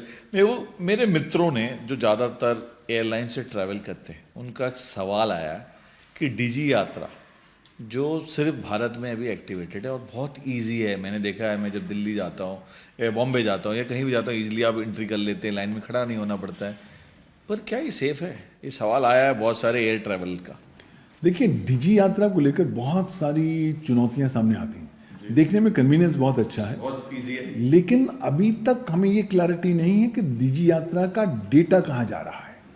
आज हम सबके पास प्राइवेसी का अधिकार तो शामिल है अपने जीवन जीने के मौलिक अधिकार में, आर्टिकल 21 में, लेकिन अभी तक भारतवर्ष ने, संसद ने कोई भी प्राइवेसी रिलेटेड लॉ पास नहीं किया है। तो अल्टीमेटली आपको ये नहीं पता कि आपका जो डिजी यात्रा का डेटा है कहाँ जा रहा है, कौन एक्सेस कर रहा है और किसको एक्सेस के पावर्स हैं या राइट्स हैं। डिजी यात्रा सरकार की इनिशिएटिव है, किसका इनिशिएटिव? देखिए, डिजी यात्रा एक फाउंडेशन का इनिशिएटिव जो सरकार सपोर्ट कर रही है। सरकार सपोर्ट कर रही है, सरकार का नहीं है। देखिए, सरकार तो उसको बाहर से सपोर्ट कर रही है, बाहर सपोर्ट कर रही है, you do it properly. Data कहाँ जा रहा है, नोबडी नोस। लेकिन डेटा को लेकर कोई जवाबदाही नहीं है। तो आपने डरा दिया हमारे दर्शकों को आज जो एयर ट्रैवलर है कि भाई डिजी यात्रा में अगर आप दे रहे हो तो आपका डेटा कहाँ जा रहा है, because the law itself is not passed right now, तो आपको संभल के रहना है। आप डिजी यात्रा की वेबसाइट पर जाइए और जाके पूछिए, ढूंढने का प्रयास करिए, ये सवाल का जवाब ढूंढिए कि आपका डेटा जा कहाँ रहा है। जब आपको नहीं इस सवाल का जवाब मिलेगा, मुझे खुद ही नहीं पता कि कहाँ जा रहा है। अच्छा, आपको नहीं पता है कि डेटा कहाँ जा रहा है, तो इसलिए कारण ये है कि जब ये तो मतलब इसके बाद ये सवाल का और जवाब सुनने के बाद तो मुझे नहीं लगता डिजी यात्रा लोग यूज करेंगे। मुझे लगता है डिजी यात्रा देखने में कन्वीनियंट है, बट कहीं ना कहीं उसका नेगेटिव इम्पैक्ट आपकी निजता आप जब ट्रैवल करते हैं डिजी यात्रा यूज करते हैं? मैं कभी डिजी यात्रा इस्तेमाल नहीं करता। मैं पवन दुग्गल साहब बता रहे हैं कि उन्होंने आज तक इतना एयर ट्रैवल किया है, एक साइबर सिक्योरिटी में, साइबर लॉ में जिनको फाइनल वर्ड कहते हैं, वो आज तक कभी डिजी यात्रा यूज नहीं किए हैं। आज तक नहीं करता हूँ। मुझे लगता है 10 मिनट ज़्यादा लेके आप नॉर्मल लाइन में खड़े हो जाइए, आपका डेटा कौन आदमी कहाँ इस्तेमाल कर रहा है आपको पता नहीं। तो ये तो बहुत बड़ा सवाल आपने आज उठा दिया है। आई थिंक इस पे जो लोग नुमाइंदे सुन रहे हैं, जो पॉलिसी मेकर्स हैं, इस पे सोचने की ज़रूरत है, क्योंकि डिजी यात्रा का जो डेटा हम सब डे एंड आउट यूज़ करते हैं, मैं खुद यूज़ करता हूँ, क्योंकि मुझे लगता है ईज़ ऑफ ट्रैवलिंग है, you get quick access and all that, they have to think about it कि किस तरीके से करना है। और आपने करना भी है तो डेडिकेटेड लॉ लेकर आइए, पार्लियामेंट द्वारा पास कराइए, लोगों को क्लैरिटी दीजिए कि साहब आपका डेटा जा कहाँ रहा है। अल्टीमेटली मेरा उद्देश्य बहुत क्लियर है कि लोगों को अपनी प्राइवेसी को प्रोटेक्ट करना है। अब पवन दुग्गल नहीं यूज कर रहे हैं तो आपको तो सोचना चाहिए करते समय। इन्होंने खुद बता दिया कि मैंने आज तक कभी डिजी यात्रा यूज़ नहीं किया है। बट मुझे एक बड़ा इस पर एक इंटरेस्टिंग सवाल आया दुग्गल साहब, आपका मेरा फ़ोन पड़ा है अभी, आपका फ़ोन यहाँ पड़ा है, मेरा यहाँ पड़ा है, तो क्या ये जो ऐप्स हैं जितने भी हमने इंस्टॉल कर रखे हैं, ट्रैवल ऐप्स हैं, शॉपिंग ऐप्स हैं, हर तरीके के ऐप्स हमारे फ़ोन पे होते हैं। एवरेज मेरे को मानना है कि कम से कम 10-15 ऐप्स तो हर किसी के एवरेज फ़ोन में होंगे ही होंगे। तो जो हम बात कर रहे हैं, मैंने आपके साथ बैठ के बात की है, दुग्गल साहब चलो गोवा चलते हैं, हम प्लान बना रहे हैं, तो क्या ये ऐप्स हमारी बातों को सुन रहे हैं और फिर तुरंत आपको एड्स पॉप्स होना चालू करते हैं, दर दर दर दर दर? 100% ये ऐप्स हमारी बातें सुन रहे हैं। हमारा फ़ोन एक फ़ोन नहीं है, एक लिसनिंग डिवाइस है। तो इसलिए अगर आपने कुछ सीरियसली बात करनी है या सीक्रेट बात करनी है, या तो फ़ोन को कमरे के बाहर रखिए या फ़ोन को अपनी लोकेशन से 12 फीट दूर रखिए ताकि वो आपकी बात ना सुन सके। आपके को सीक्रेट बात करनी है तो आपके फ़ोन को आपके रूम से बाहर निकाल दो या फिर 12 फुट नाप लो, 12 फुट दूर कर दो। इसलिए मैंने देखा है कि कुछ जो कंट्री के टॉप मोस्ट VVIPs हैं, जब आप इंटर करें तो वो कहते हैं फ़ोन बाहर छोड़ के आओ। It's not for that, it's for the security of your self also.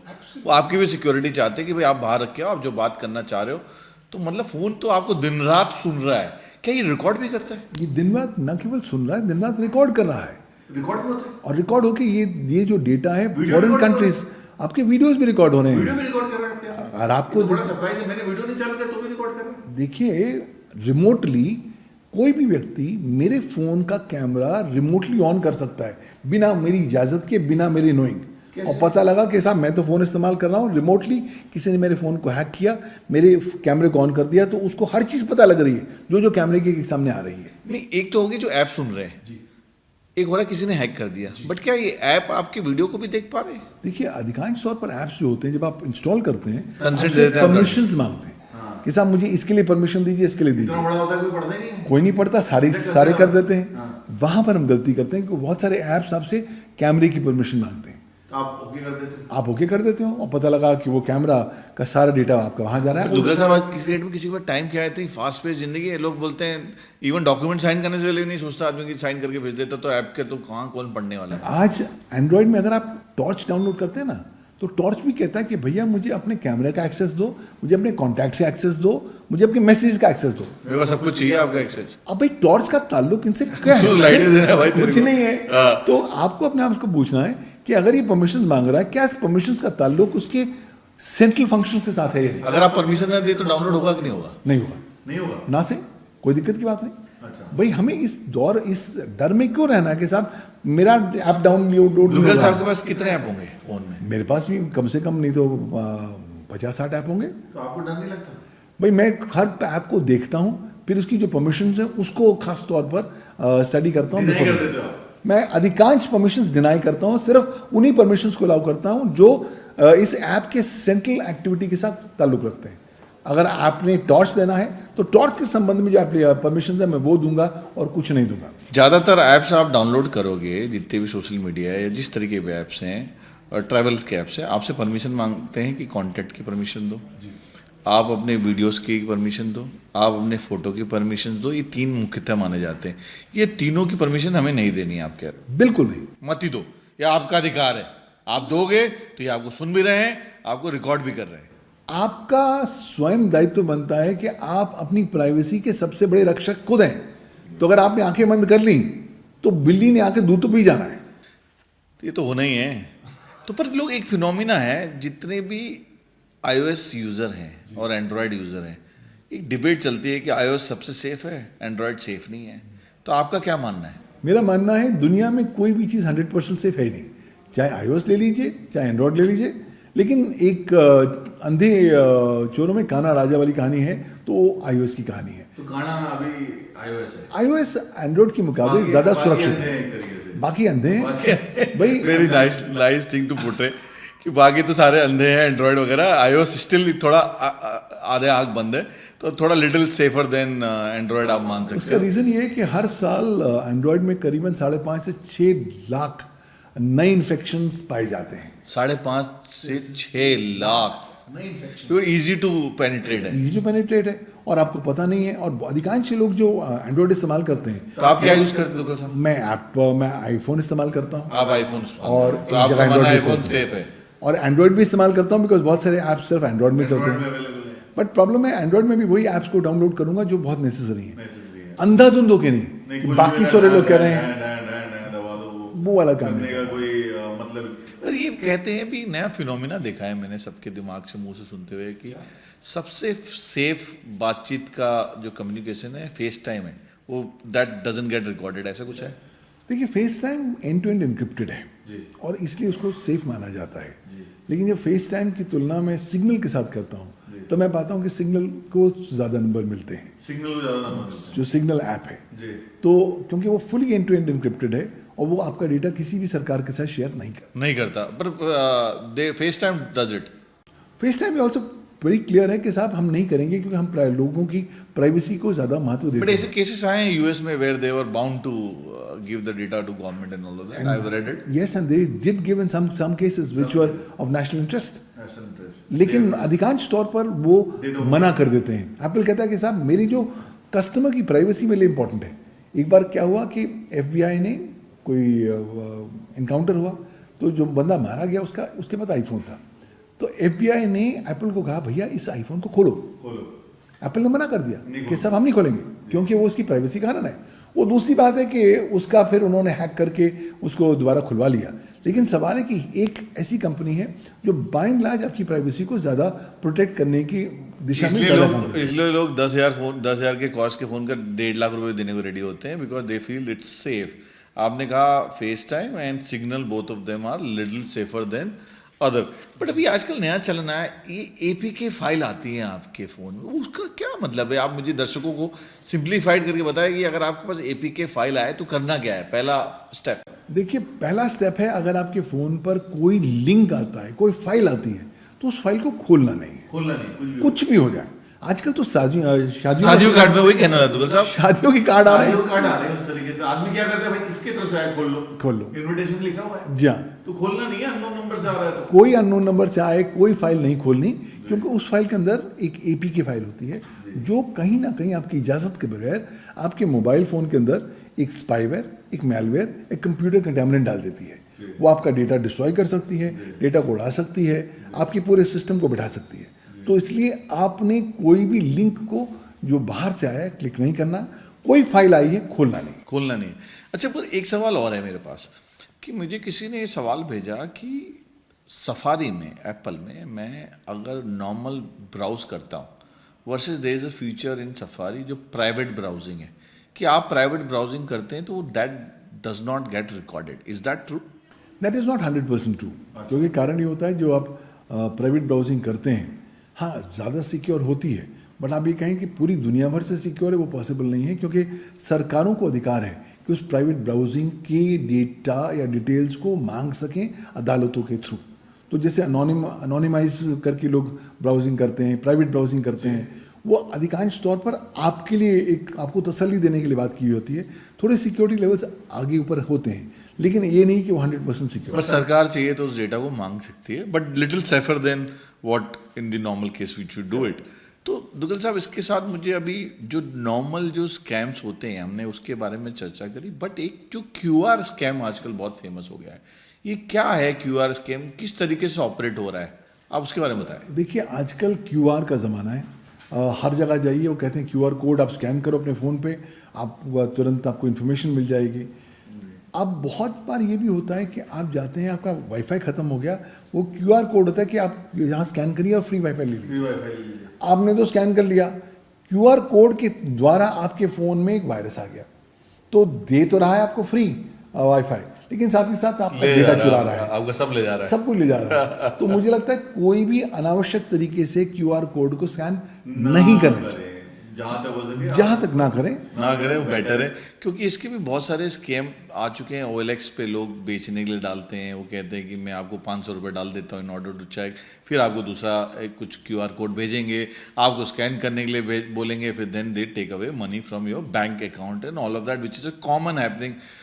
But एक चीज़ बताइए, जो नॉर्मल केस है मेरे साथ भी हो चुका है, ये सोशल मीडिया में आपकी आइडेंटिटी हैक हो जाती है, इन द सेंस फेसबुक में कोई आपका फ़ोटो निकाल के दूसरा प्रोफाइल बना लेता है, तो उसको सेव करने के लिए जो आप, जैसे आप पब्लिक फिगर हो, we are also in the public domain, हम अपना ओपन करके रखते हैं so that people can put their comment and all that. क्या आपको उसकी सेटिंग प्राइवेट कर देनी चाहिए ताकि आपका कोई फोटो डाउनलोड ना कर सके? Is that possible? देखिए, जहाँ पॉसिबल हो सके अपनी सेटिंग्स को इसलिए प्राइवेट कर दें ताकि आपका डेटा जो है अनावश्यक तरीके से डाउनलोड ना हो सके। उद्देश्य आजकल ये होता है कि आपका जो ओरिजिनल डेटा लोग डाउनलोड करेंगे, फिर डीप फेक के माध्यम से आप ही के अश्लील या अनावश्यक वीडियोस फोटोज़ बनाएंगे, फिर उसको सर्कुलेट करेंगे। और आज टेक्नोलॉजी इतनी ज़्यादा विकसित हो गई है कि आप नेकेड आई से नहीं पहचान सकते कि साहब ये झूठ है या AI है। तो इसलिए जहाँ तक हो सके ताले को बंद करके रखें। हाँ, जो जानकारी आपने ओपन करनी है, लोगों के साथ शेयर करना है, ज़रूर करिए। लेकिन कहानी का वो दौर आ गया है कि अब हमें नीड टू नो बेसिस पर इंफॉर्मेशन शेयर करना है, खासतौर पर पर्सनल जानकारी तो नहीं देनी। पर दुगल साहब मुझे बताइए, मैंने देखा है कि एक बड़ा ट्रेंड निकल पड़ा है अभी, यू नो, कि लोग अपने फैमिली वकेशंस, अपने family gathering, everything they are putting pictures online in order to get those you know likes, क्योंकि एक एड्रेनलिन रश होता है, एक आपके पूरी बॉडी में एक तरीके का यू नो हार्मोन एक्टिव हो जाता है, डोपामाइन कहते हैं, अब क्या कहते हैं आपको पता नहीं, आप बताइएगा। उसमें आपका कोर्टिसोल बढ़ जाता है कि लोग लाइक कर रहे हैं, कमेंट कर रहे हैं। तो आप कह रहे हैं कि जितना हो सके आपकी सोशल साइट से आपके प्राइवेट पिक्चर ना रखें या फिर डिलीट कर दें, मतलब जो फैमिली को एक्सपोज करता हो आप वो काम ना करें। देखिए, अगर ग्लोबल नोटिस बोर्ड में अगर आप चिल्ला चिल्ला के बताएंगे साहब ये मेरी लोकेशन है, आइए मेरे को अटैक कर दीजिए, तो लोग आके अटैक करेंगे। ये कपल है गुड़गांव में, डेल्टा वेव के बाद बहुत परेशान हो गया, तो उसने कहा साहब छुट्टी लेनी चाहिए, चलिए मनाली चलते हैं। कोविड के दरमियान अब मनाली कभी गए नहीं थे, तो उन्होंने कहा लोगों से हम सजेशन लेते हैं। सोशल मीडिया पे गए, लोगों से सजेशन मांगे, कहाँ ठहरना है, कहाँ जाना है, कहाँ खाना है।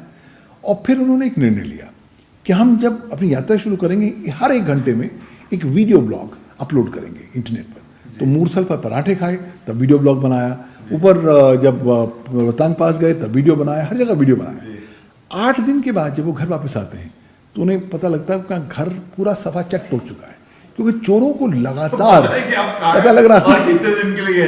और आप अपने स्मार्टफोन से चीज़ें अपलोड कर रहे हैं जिसमें आपका लैटिट्यूड है, लॉन्गिट्यूड है, लोकेशन है, मेटा डेटा है। इससे बढ़िया बात क्या हो सकती है? उनके लिए बैठे बैठे आपने परोस दिया, क्योंकि आज की डेट में इंडिया में यू नो कंटेंट क्रिएटर बहुत हो गए हैं, हर किसी को अपनी लाइफ शेयर करनी है। मैं अभी फ्लाइट में बैठा, मैं फ्लाइट से उतरा, मैं यहाँ गया, मैंने ये खाया, मैंने वो किया, मैं इस होटल में रुका, मैंने ऐसा किया। आप एक तरीके से खुला इन्विटेशन नौता दें। अपने आप को जितना कम बचा सकते हैं बचाइए, जितना कम से कम चीज़ें शेयर करें, पर्सनल चीज़ को लेकर।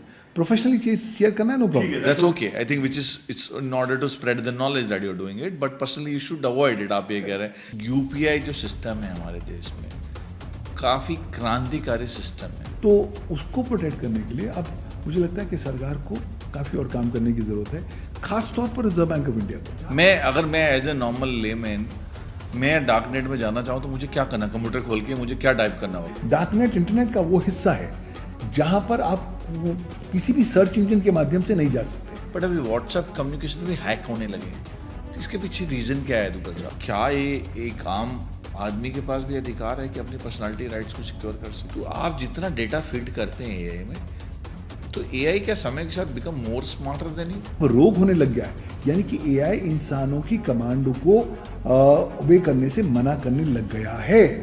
आज डेट में सारा होमवर्क वो एआई के थ्रू कर रहे हैं। जो टीचर बैठा है स्कूल में वो कैसे पकड़ पाएगा बच्चे को कि ये एआई से करके आया नहीं आया? तो विद द रिजल्ट हमारे बच्चे जो है अब सोचना बंद कर चुके हैं, लर्न करना बंद कर चुके हैं। तो अब वो दौर आ गया है जहाँ पर लिटिगेंट्स या पति पत्नी के बरखिलाफ एविडेंस एआई से जनरेट करके अदालतों में डाल रहे हैं। तो ये साउंड एलियन टेक्नोलॉजी है, हो सकता है इसके अंदर एलियंस भी हो। अब ये कौन लाया गया है? ये कहाँ से आया है, ब्रह्मांड से आया है, किसी को नहीं पता। 3i एटलस इसका नाम है। जो मिडिल लेवल पे और सीनियर मिडिल लेवल पे जो एक डर बैठा हुआ है कि क्या एआई मेरी नौकरी खा लेगा, इज दैट ट्रू? मुझे लगता है आज के बच्चों को और युवाओं को चाहे कुछ करें या ना करें, एआई के बारे में पढ़ना जरूर पड़ेगा। ये जीपीएस स्पूफिंग क्या होती है? अभी हमने भारत में भी लास्ट ईयर सुनी। बिल्कुल कंजूस हो जाइए, शक्की हो जाइए और साइबर सुरक्षा को अपनाइए। पर दुग्गल साहब मुझे बताइए कि ये यूपीआई जो सिस्टम है हमारे देश में काफ़ी क्रांतिकारी सिस्टम है, क्योंकि यूपीआई आने के बाद एक सब्जी वाले से लेके एक दूध वाले तक की ज़िंदगी चेंज होके रह गई और बहुत बड़ा फाइनेंशियल फ्रीडम में उनकी लाइफ में आया है। बट यूपीआई और ऑनलाइन बैंकिंग कितना सेफ मानते हैं आप आज के डेट में? देखिए, यूपीआई क्रांतिकारी अप्रोच है और काफ़ी सेफ है, लेकिन जब मैं ऑनलाइन बैंकिंग की बात करता हूँ तो वहाँ पर अभी भी मुझे काफ़ी सारे झोल नज़र आते हैं। उसका कारण ये है कि जब आप ऑनलाइन बैंकिंग करते हैं तब अधिकांश तौर पर आप ये नहीं देखते कि आपकी बैंकिंग हो कहाँ रही है। क्या आपने सही ऐप को डाउनलोड किया है या कोई रोग ऐप को डाउनलोड किया है, या आपको अपने किसी और अकाउंट को भेजने के बजाय आप किसी म्यूल अकाउंट में पैसे भेज रहे हैं। तो आपको आंखें खोल कर इंटरनेट बैंकिंग करनी कोशिश करनी है। अगर ऑफिशियल ऐप को डाउनलोड करना है तो ऑफिशियल ऐप स्टोर से या प्ले स्टोर से डाउनलोड करना है। अनावश्यक तरीके से कलर कोडिंग स्कीम से आपने प्रभावित नहीं होना कि साहब ये तो मेरे बैंक का कलर है, यही ठीक होगा। किसी भी आउटसाइड वेबसाइट सोर्स से आपने कोई भी ऐप को डाउनलोड नहीं करना। और आजकल हो क्या रहा है, बहुत से रोग ऐप्स आ गए हैं जो आपके पैसे को रीरूट करते हैं, राउट करते हैं और अल्टीमेटली साइबर क्रिमिनल्स के पास पहुंचाते हैं। तो उसको प्रोटेक्ट करने के लिए अब मुझे लगता है कि सरकार को काफ़ी और काम करने की ज़रूरत है, खास तौर पर रिजर्व बैंक ऑफ इंडिया को। अगर रिजर्व बैंक ऑफ इंडिया अब ये नया नियम लिया है कि साहब अगर बैंक के अकाउंट से पैसा निकला है और गलत जगह निकला है तो बैंक उसकी भरपाई करेगा। अगर इस तरह का प्रोविजन लेकर आएंगे जहाँ पे बैंक्स को आप रिस्पॉन्सिबल बनाएंगे, तब जो है मुझे लगता है मोर accountable difficult for the criminals also to do it. But what is the rules outside India? US वगैरह में? यूएस में बहुत क्लियर है कि अगर मेरा क्रेडिट कार्ड मिसयूज हुआ है, मेरा बैंक अकाउंट मिसयूज हुआ है और मैं कहता हूँ मिसयूज है, तो कानून मेरी बात को सच मानता है। अच्छा। और मेरे जितने पैसे गए मुझे वापस वो बैंक दे देता है या इंश्योरेंस कंपनी दे देती है। इंडिया में तो ऐसा कोई रूल नहीं है। इंडिया में तो कोई रूल ही नहीं। आप बैंक के पास जाओ, बैंक कहता है आप जिम्मेदार हो, आपने गलत आपके कारण हुआ है, आपने ओटीपी दी, आपने किया, तो आदमी तो ऐसे ही डरा हुआ है और डरा था। But you said it very valid point that RBI should take the step which is obviously there in other countries also, is that if the money goes from the bank and if the customer comes and say that it's misused, then obviously the banks are liable that way. तो आपने बिल्कुल सही बोला दुग्गल साहब कि अगर ऐसा कोई नियम आ जाए तो हमारा जो भारतीय नागरिक है जो अपनी मेहनत के पैसे, मैंने देखा है लोगों के जीवन भर की कमाइयाँ जाते हुए and they feel like helpless, उनके पास कुछ करने के लिए और कुछ होता नहीं।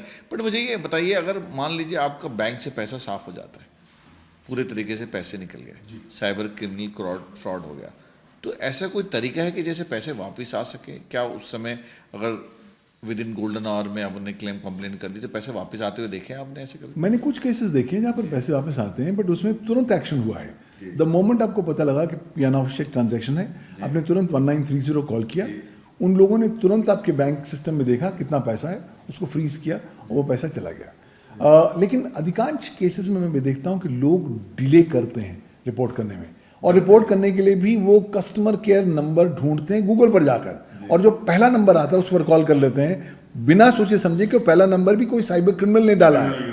तो आपको तो नुकसान हो गया कि आप साइबर क्राइम के शिकार हुए, दूसरा आप उसको रिपोर्ट करने गए, वहाँ दूसरा झोल आया, आप दूसरे साइबर क्राइम के शिकार हो गए। तो मुझे लगता है कि कहीं ना कहीं अपने सिस्टम को और ज़्यादा सशक्त और स्ट्रॉन्ग करना पड़ेगा। आज जब मेरे खाते से पैसे जाते हैं तो मेरी प्रायोरिटी ये नहीं है कि किसने इसे चोरी किया है उसको पकड़िए और उसको सजा दीजिए। मेरी प्रायोरिटी है कि मुझे मेरे पैसे वापस दिला दीजिए, मुझे कुछ लेना देना नहीं। और मुझे लगता है यहाँ पर इंडियन सिस्टम कामयाब नहीं है। हमें इफेक्टिव नए प्रोविजंस लाने होंगे, बैंक्स को जिम्मेवार बनाना होगा और डेफर्ड बैंकिंग ट्रांजैक्शन पेमेंट्स करनी पड़ेंगी, which is there in other countries. कि मैं आरटीजीएस कर रहा हूँ या मैं एनईएफटी कर रहा हूँ। That if you go to do the bank transactions, very very difficult. You cannot do it in a day's time. It takes time to do it transaction. I agree with you. और उसका purpose है कि अगर थोड़ा सा भी delay हुआ 3 या 4 घंटे, तो अगर आपके साथ फ्रॉड हुआ, आप शोर मचाएंगे तो उसके अंतर्गत तो पैसा आपका बच जाएगा, लेकिन तुरंत ही पैसा चला जाएगा। और अधिकांश से जो रोग अकाउंट्स हैं वो इन्हीं बैंक्स के द्वारा निर्मित किए जा रहे हैं। दुग्गल साहब मुझे बताइए, जो साइबर क्रिमिनल्स हैं ये पकड़े क्यों नहीं जाते? स्कैम करके डार्क वेब में गायब हो जाते हैं, क्या कारण है? उसका रीज़न ये है कि साइबर क्रिमिनल्स आज बहुत शातिर हो गए हैं। दूसरा, अपने इलेक्ट्रॉनिक फुटप्रिंट्स को लगातार मिटाते चलते हैं। तीसरा, वो आज आर्टिफिशियल इंटेलिजेंस का इस्तेमाल कर रहे हैं, which is very very advance today. और चौथा, वो उन्हें पता है कि साहब कुछ हो ना हो, अगर हम डार्कनेट में चले जाएंगे तो पुलिस हमें नहीं पकड़ सकती, तो डार्कनेट पर जाते हैं, वहाँ पर एक नया इकोनॉमिक मॉडल है, cyber crime as a service powered by artificial intelligence, उसका इस्तेमाल करते हैं। यानी कि आजकल क्विक कॉमर्स तो आ गया है कि रात को 2 बजे भी आप कॉल करिए 10 मिनट में कुछ आता है। साइबर क्रिमिनल्स कहते हैं आप साइबर क्राइम का ऑर्डर दीजिए, हम ऑर्डर आपसे लेंगे, लेकिन अपने हाथ से साइबर क्राइम नहीं कराएंगे, एआई से कराएंगे, ताकि पुलिस आएगी भी तो मुझे नहीं पकड़ पाएगी और आपको तो पकड़ नहीं सकती। Go and catch AI only. पर ये डार्क नेट क्या है? अगर मैं एज ए नॉर्मल लेमैन मैं डार्क नेट में जाना चाहूँ तो मुझे क्या करना? कंप्यूटर खोल के मुझे क्या टाइप करना होगा? देखिए, कंप्यूटर खोल के कुछ टाइप करने से आप डार्क नेट नहीं पहुंच पाएंगे। डार्क नेट इंटरनेट का वो हिस्सा है जहां पर आप किसी भी सर्च इंजन के माध्यम से नहीं जा सकते, किसी भी ब्राउजर के माध्यम से नहीं जा सकते। एक यूनिक ब्राउजर है जिसका इस्तेमाल आपको करना पड़ता है, जिसे हम बोलते हैं the Tor browser, the onion Tor, TOR, the onion router browser. वो ब्राउजर है, वो समय लेता है, स्लो होता है। वो क्या करता है कि वो उस समय के अंतर्गत आपकी आइडेंटिटी को 10 परतों के पीछे छुपाता है। तो जब आप अल्टीमेटली आप डार्कनेट पर पहुंचते हैं तो आप गुमनाम हैं। आप अकेले ही गुमनाम नहीं हैं, सारे लोग वहां गुमनाम हैं, लॉट ऑफ देम। और उस गुमनामी की इकोसिस्टम में साइबर क्राइम पनपता है।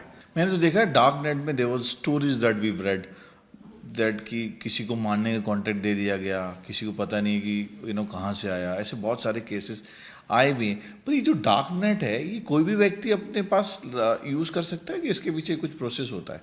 कोई जैसे इंडिया में बैठा व्यक्ति वो भी यूज़ कर सकता है? हर आदमी डार्कनेट पर जा सकता है, सिर्फ टॉर ब्राउजर डाउनलोड करना है, फ्री डाउनलोड होता है। टॉर ब्राउजर TOR डाउनलोड करिए, फ्री। लेकिन मेरी एक हिदायत होगी, डार्कनेट पर जाने से पहले जिगरा थोड़ा स्ट्रांग कर लीजिए, क्योंकि वहाँ पर पल पल पर, क्षण क्षण पर साइबर क्रिमिनल इंतजार कर रहे हैं आपको रगड़ने के लिए। तो प्लीज़ ध्यान से जाइए, क्योंकि दुनिया भर में जो कुछ भी आप इलीगल नेगेटिव क्रिमिनल सोच सकते हैं वो तमाम सारी चीज़ों की खरीद फरोख्त वहाँ पर होती है। अगर आपने किसी का खून करवाना है, असैसिनेशन करना है, तो उसका ऑर्डर भी आप दे सकते हैं, और वहाँ पर लोग ऑर्डर लेते हैं और असैसिनेट करते हैं। सिर्फ क्रिप्टो करेंसी चलती है, bitcoins, they are very very advance. Because the moment आप क्रिप्टो का इस्तेमाल करते हैं कोई सबूत ही नहीं रहता कि किसने पैसे किसको दे रखे हैं, तो विद द रिजल्ट वहाँ पर I think this is become really interesting right now. तो मेरे को एक सवाल और था जो मैं लेना चाहता हूँ आपसे। अभी पहले कहते थे कि WhatsApp communication was the safest, but अभी व्हाट्सएप कम्युनिकेशन भी हैक होने लगे हैं। तो इसके पीछे रीज़न क्या है दुग्गल साहब? देखिए, व्हाट्सएप जो आपको कहता है वो वास्तविक तौर पर नहीं होता। अगर आप सोचते हैं कि व्हाट्सएप एन्क्रिप्टेड है, पहले याद है लिखा हुआ, हाँ, बट वो पूरा इंटरनेट एन्क्रिप्टेड नहीं होता। देखिए, जब मैं आपको व्हाट्सएप भेजता हूँ मैसेज, तो जब रास्ते में मैसेज है तब उसको कोई पढ़ सुन नहीं सकता, लेकिन जब मैं मैसेज बना रहा होता हूँ तब वो अनएन्क्रिप्टेड है, कोई भी उसको देख सकता है, पढ़ सकता है। जब आप तक मैसेज पहुँचता है और आप उसे खोलते हैं तब वो फिर अनएन्क्रिप्टेड हो जाता है, उसको भी हैक आउट किया जा सकता है। तभी व्हाट्सएप के इतने सारे हैकिंग केसेस आ रहे हैं। तो व्हाट्सएप कॉल सेफ है? कुछ भी चीज़ 100% सेफ है। व्हाट्सएप मैसेजेस भी सेफ नहीं है, आप कर रहे हो एन्क्रिप्टेड हो जाता है जैसा आपने बताया। तो जो लोग फ्रिक्वेंटली व्हाट्सएप यूज कर रहे हैं, I think they should be very of it. What Duggal साहब इज सेइंग राइट नाउ कि आप करने से पहले 10 बार सोचें। बट व्हाट्सएप की जो चैट्स होते हैं कि कोर्ट में इसको पुख्ता सबूत माना गया? कानून व्हाट्सएप की चैट्स को पुख्ता सबूत मानती है, एडमिसिबल इलेक्ट्रॉनिक एविडेंस है, प्रोवाइडेड आप उसके साथ सर्टिफिकेशन दें धारा 63(4) भारतीय साक्ष्य अधिनियम 2023 के तहत, जो साबित कर दिखाए कि आपने उस चैट में कोई हेर बदल नहीं की है, कोई टैंपरिंग, ऑल्ट्रेशन और मैनिपुलेशन नहीं किया है। अगर आप ये सर्टिफिकेट आप देंगे और साथ ही साथ दूसरा सर्टिफिकेट IT एक्सपर्ट से लेकर आएंगे, तब कानून आपके व्हाट्सएप चैट को लीगल मानेगा, वरना लीगल नहीं मानेगा। अब इसके बाद मुझे बताइए, जो डीप फेक की जो बातें हो रही है, क्लोनिंग की बातें होती हैं, तो जितने भी बॉलीवुड सेलिब्रिटी है वो जाके अपनी पर्सनालिटी राइट्स का पेपर में आ रहा है कि ले रहे हैं कि मेरी पर्सनालिटी राइट्स को, मेरे पिक्चरों को कोई यूज़ नहीं कर सकता। क्या ये एक आम आदमी के पास भी अधिकार है कि अपनी पर्सनालिटी राइट्स को सिक्योर कर सके? सरकार के पास जाके कोर्ट के माध्यम से क्या तरीका है वो? आज हर आम नागरिक को यह अधिकार है कि वो अपनी पर्सनालिटी राइट्स को प्रोटेक्ट करने के लिए अदालत के दरवाजे खटखटा सकता है, ऑर्डर ले सकता है। लेकिन मुझे लगता है कि अधिकांश लोगों को इसके बारे में जानकारी नहीं है। और दूसरा, अदालत जाना भी एक बहुत बड़ा, एक भीषण सवाल, एक चुनौती नजर आती है। लोग नहीं चाहते जाना अदालत। यहाँ पर मुझे ना आपको डेनमार्क का एक किस्सा बताता हूँ। उन्होंने हाल ही में अपने कॉपीराइट लॉ में संशोधन अमेंडमेंट किया है, और उन्होंने कहा कि साहब, लॉ हम इस तरीके से अमेंडमेंट कर रहे हैं कि हर नागरिक के पास उसका पर्सनालिटी राइट है, उसको अदालत जाने की ज़रूरत नहीं है और परमिशन लेने की ज़रूरत नहीं है। मुझे लगता है कि इस तरह के प्रावधान अपने भारत में भी हो अगर जाने भारत में चाहिए। आ जाएं ये सबका अधिकार है, सबका अधिकार है। क्यों कोर्ट जाएंगे? भाई जरूरी ये ऐसे नहीं। बॉलीवुड स्टार्स को अधिकार है कि अपने पर्सनालिटी राइट को स्ट्रांगली कनेक्ट प्रोटेक्ट करें। सबको, हर भारतीय का अधिकार है। आई थिंक ये कर देना चाहिए। Should not be any I guess problem. I think like you said outside India ये है ही, हर कंट्रीज में लागू है कि हर व्यक्ति को अपना अधिकार है। तो मुझे बताइए, अभी जो एआई की बात हो रही थी, तो एआई की जो जानकारी आती है हमें एआई से, कभी गलत जानकारी भी आ जाती है। तो क्या जो जानकारी के आधार पे आप जो फैसले ले लेते हैं कभी कभार, तो उसके लिए जिम्मेदार कौन है? जो व्यक्ति है या एआई है या process? What is then field liable for it? आपके सवाल ने एक बहुत ही महत्वपूर्ण चुनौती वाला इशू रेज किया है एआई अकाउंटेबिलिटी को लेकर। प्रॉब्लम यह है कि आज तक पूरी दुनिया भर में क्लैरिटी नहीं है कि एआई अकाउंटेबल होगी या नहीं होगी और कैसे होगी। 2025 में तो ये वाद विवाद चल रहा था कि क्या हम एआई को रेगुलेट करें या ना करें। लेकिन 2026 में जो ज्वलंत इशू हो गया है वो ये है कि जब एआई के द्वारा किसी इंसान को नुकसान पहुंचता है तो जिम्मेदारी किसकी है? तो मुझे बहुत क्लैरिटी है कि जिम्मेवारी आपको अक्रॉस द बोर्ड अलग अलग स्टेक होल्डर्स को परिभाषित करनी पड़ेगी। आप कहते हैं कि एआई की जिम्मेवारी है, उसके लिए प्रॉब्लम यह है कि आपने एआई को एक लीगल पर्सन तो करार दिया नहीं है, उसे लीगली रिकग्नाइज किया नहीं है, लीगल पर्सन हो तो रिकग्निशन नहीं दी है, तो वहाँ पर दिक्कत है। क्या अगर आप कोडर को जिम्मेवार बनाएंगे तो कोडर कहेगा साहब मुझे क्या पता, मैंने तो प्रोग्राम बनाया था, मैंने तो नहीं कहा था कि आप मेरा प्रोग्राम इस्तेमाल करिए। कंपनी को बनाइए, कंपनी कहेगी साहब मैंने तो सेवा दी थी, आपको तो इस्तेमाल करने के लिए नहीं बोला था। तो मुझे लगता है कि आपको ग्रेडेड लाइबिलिटी लेनी पड़ेगी। मैंने हाल ही में एक लीगल कॉन्सेप्ट को ईजाद किया है जिसमें मैं कहता हूँ कि multi graded layer of liability होनी चाहिए कि जब एआई के द्वारा नुकसान होता है तो एआई की जिम्मेवारी भी होनी चाहिए, कोडर की भी होनी चाहिए, कंपनी की भी होनी चाहिए और आपके सर्विस प्रोवाइडर की भी होनी चाहिए। और अगर आपने गलती करी है तो आपकी जिम्मेवारी भी होनी चाहिए। तो इसको लेकर बहुत ज़बरदस्त अभी डेवलपमेंट्स होनी चाहिए। ये रेगुलेटेड है आउटसाइड इंडिया कहीं किसी कंट्री में? दुनिया भर में अगर आप देखें तो अंतर्राष्ट्रीय लेवल पर कोई इंटरनेशनल संधि ट्रीटी एआई को लेकर नहीं है। तभी ले अलग अलग कंट्रीज अलग अलग राष्ट्रीय लॉज लेकर आ रहे हैं टू रेगुलेट एआई, जिसमें चीन शामिल है, European union, El Salvador, Japan, Korea, Hungary. लेकिन आज तक भारतवर्ष में कोई कानून एआई को लेकर नहीं है। लेकिन जो मैं बाहर वाले कानूनों को भी देखता हूँ तो मैं पाता हूँ कि ये 5 अलग अलग अंधे हैं जो एक हाथी को परिभाषित करने की कोशिश कर रहे हैं और उनको खुद ही क्लैरिटी नहीं है क्या कर रहे हैं। मतलब इतने आपने लॉज पास कर दिए और कोई लॉ ये नहीं बताता कि एआई लीगल है या नहीं। लीगल है कि नहीं? भाई जब तक आप एआई को लीगल मान्यता प्रदान नहीं करेंगे तब तक आप आगे कैसे बढ़ेंगे? आप इनडायरेक्ट तरीके से बढ़ेंगे। तो मुझे लगता है कि भारत को यहाँ पर एक गोल्डन अपॉर्चुनिटी मिली है। फरवरी 2026 में Bharat India AI action summit host कर रहा है और नेतृत्व ले रहा है, ना केवल दुनिया भर का बल्कि ग्लोबल साउथ नेशंस का भी। तो मुझे लगता है कि अगर भारत कोई नया मापदंड लेकर आता है एआई अकाउंटेबिलिटी को लेकर तो वो बहुत जल्दी एक ग्लोबल स्टैंडर्ड, बेंचमार्किंग स्टैंडर्ड बन जाएगा। पर आज के डेट में तो ये हो गया कि एआई से तो अभी हम सब सवाल पूछने लग गए हैं। पहले लोग एक बात होती थी गूगल जाते थे, अब लोग एआई में जाने लगे हैं। वो पूछते हैं कि भाई मेडिसिन के बारे में भी सवाल पूछ रहे हैं कि मुझे ये दवाई खानी चाहिए कि नहीं चाहिए, जो एक तरीके से ख़तरनाक है। आप अपनी सेहत को लेके भी जाके एक ऐसे सिस्टम से सवाल पूछ रहे हैं जिसको आपके बारे में कुछ नहीं पता है until you are feeding it.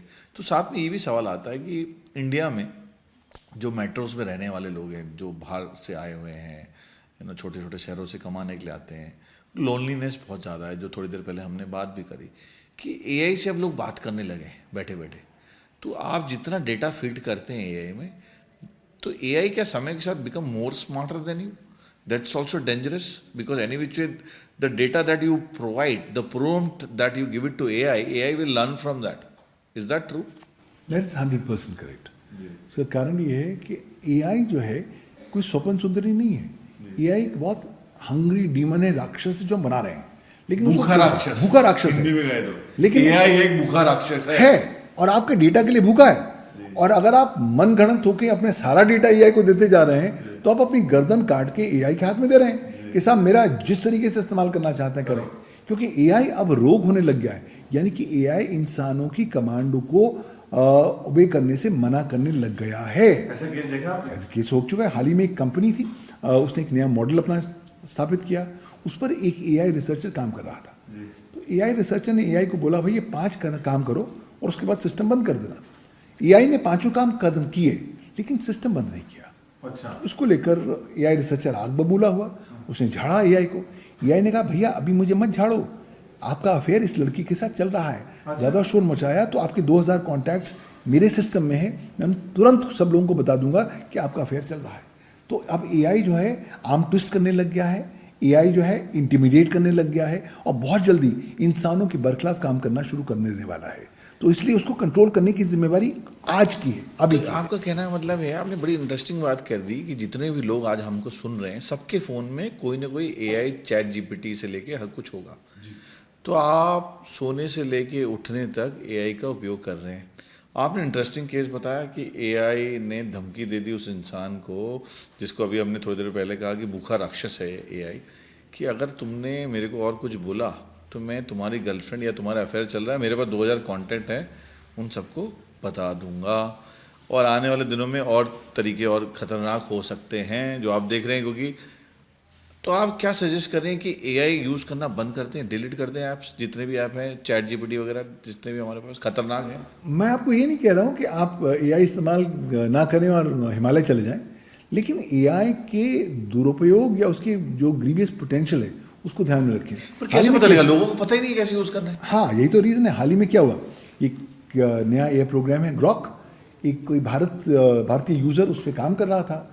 जब उसने अपने मन अनुसार जवाब नहीं दिए तो भारतीय यूज़र ने उसको भोजपुरी में गाली दी। तो ग्रॉक ने भोजपुरी में 10 और गालियाँ उपभोक्ता को दे दी। तो उसको लेके उपभोक्ता ने शिकायत करी कंपनी को। कंपनी ने कहा कि आपकी गलती थी, आपने गाली क्यों दी? अगर आप गाली देते तो एआई आपको डबल गाली देगा। तो जब एआई आपको गाली देने की स्थिति में आ गया है तो एआई आपके मन के साथ, आपके मस्तिष्क के साथ खेलने की क्षमता रखता है। दूसरी बात क्या हो रहा है, एआई हमको निकम्मा बना रहा है।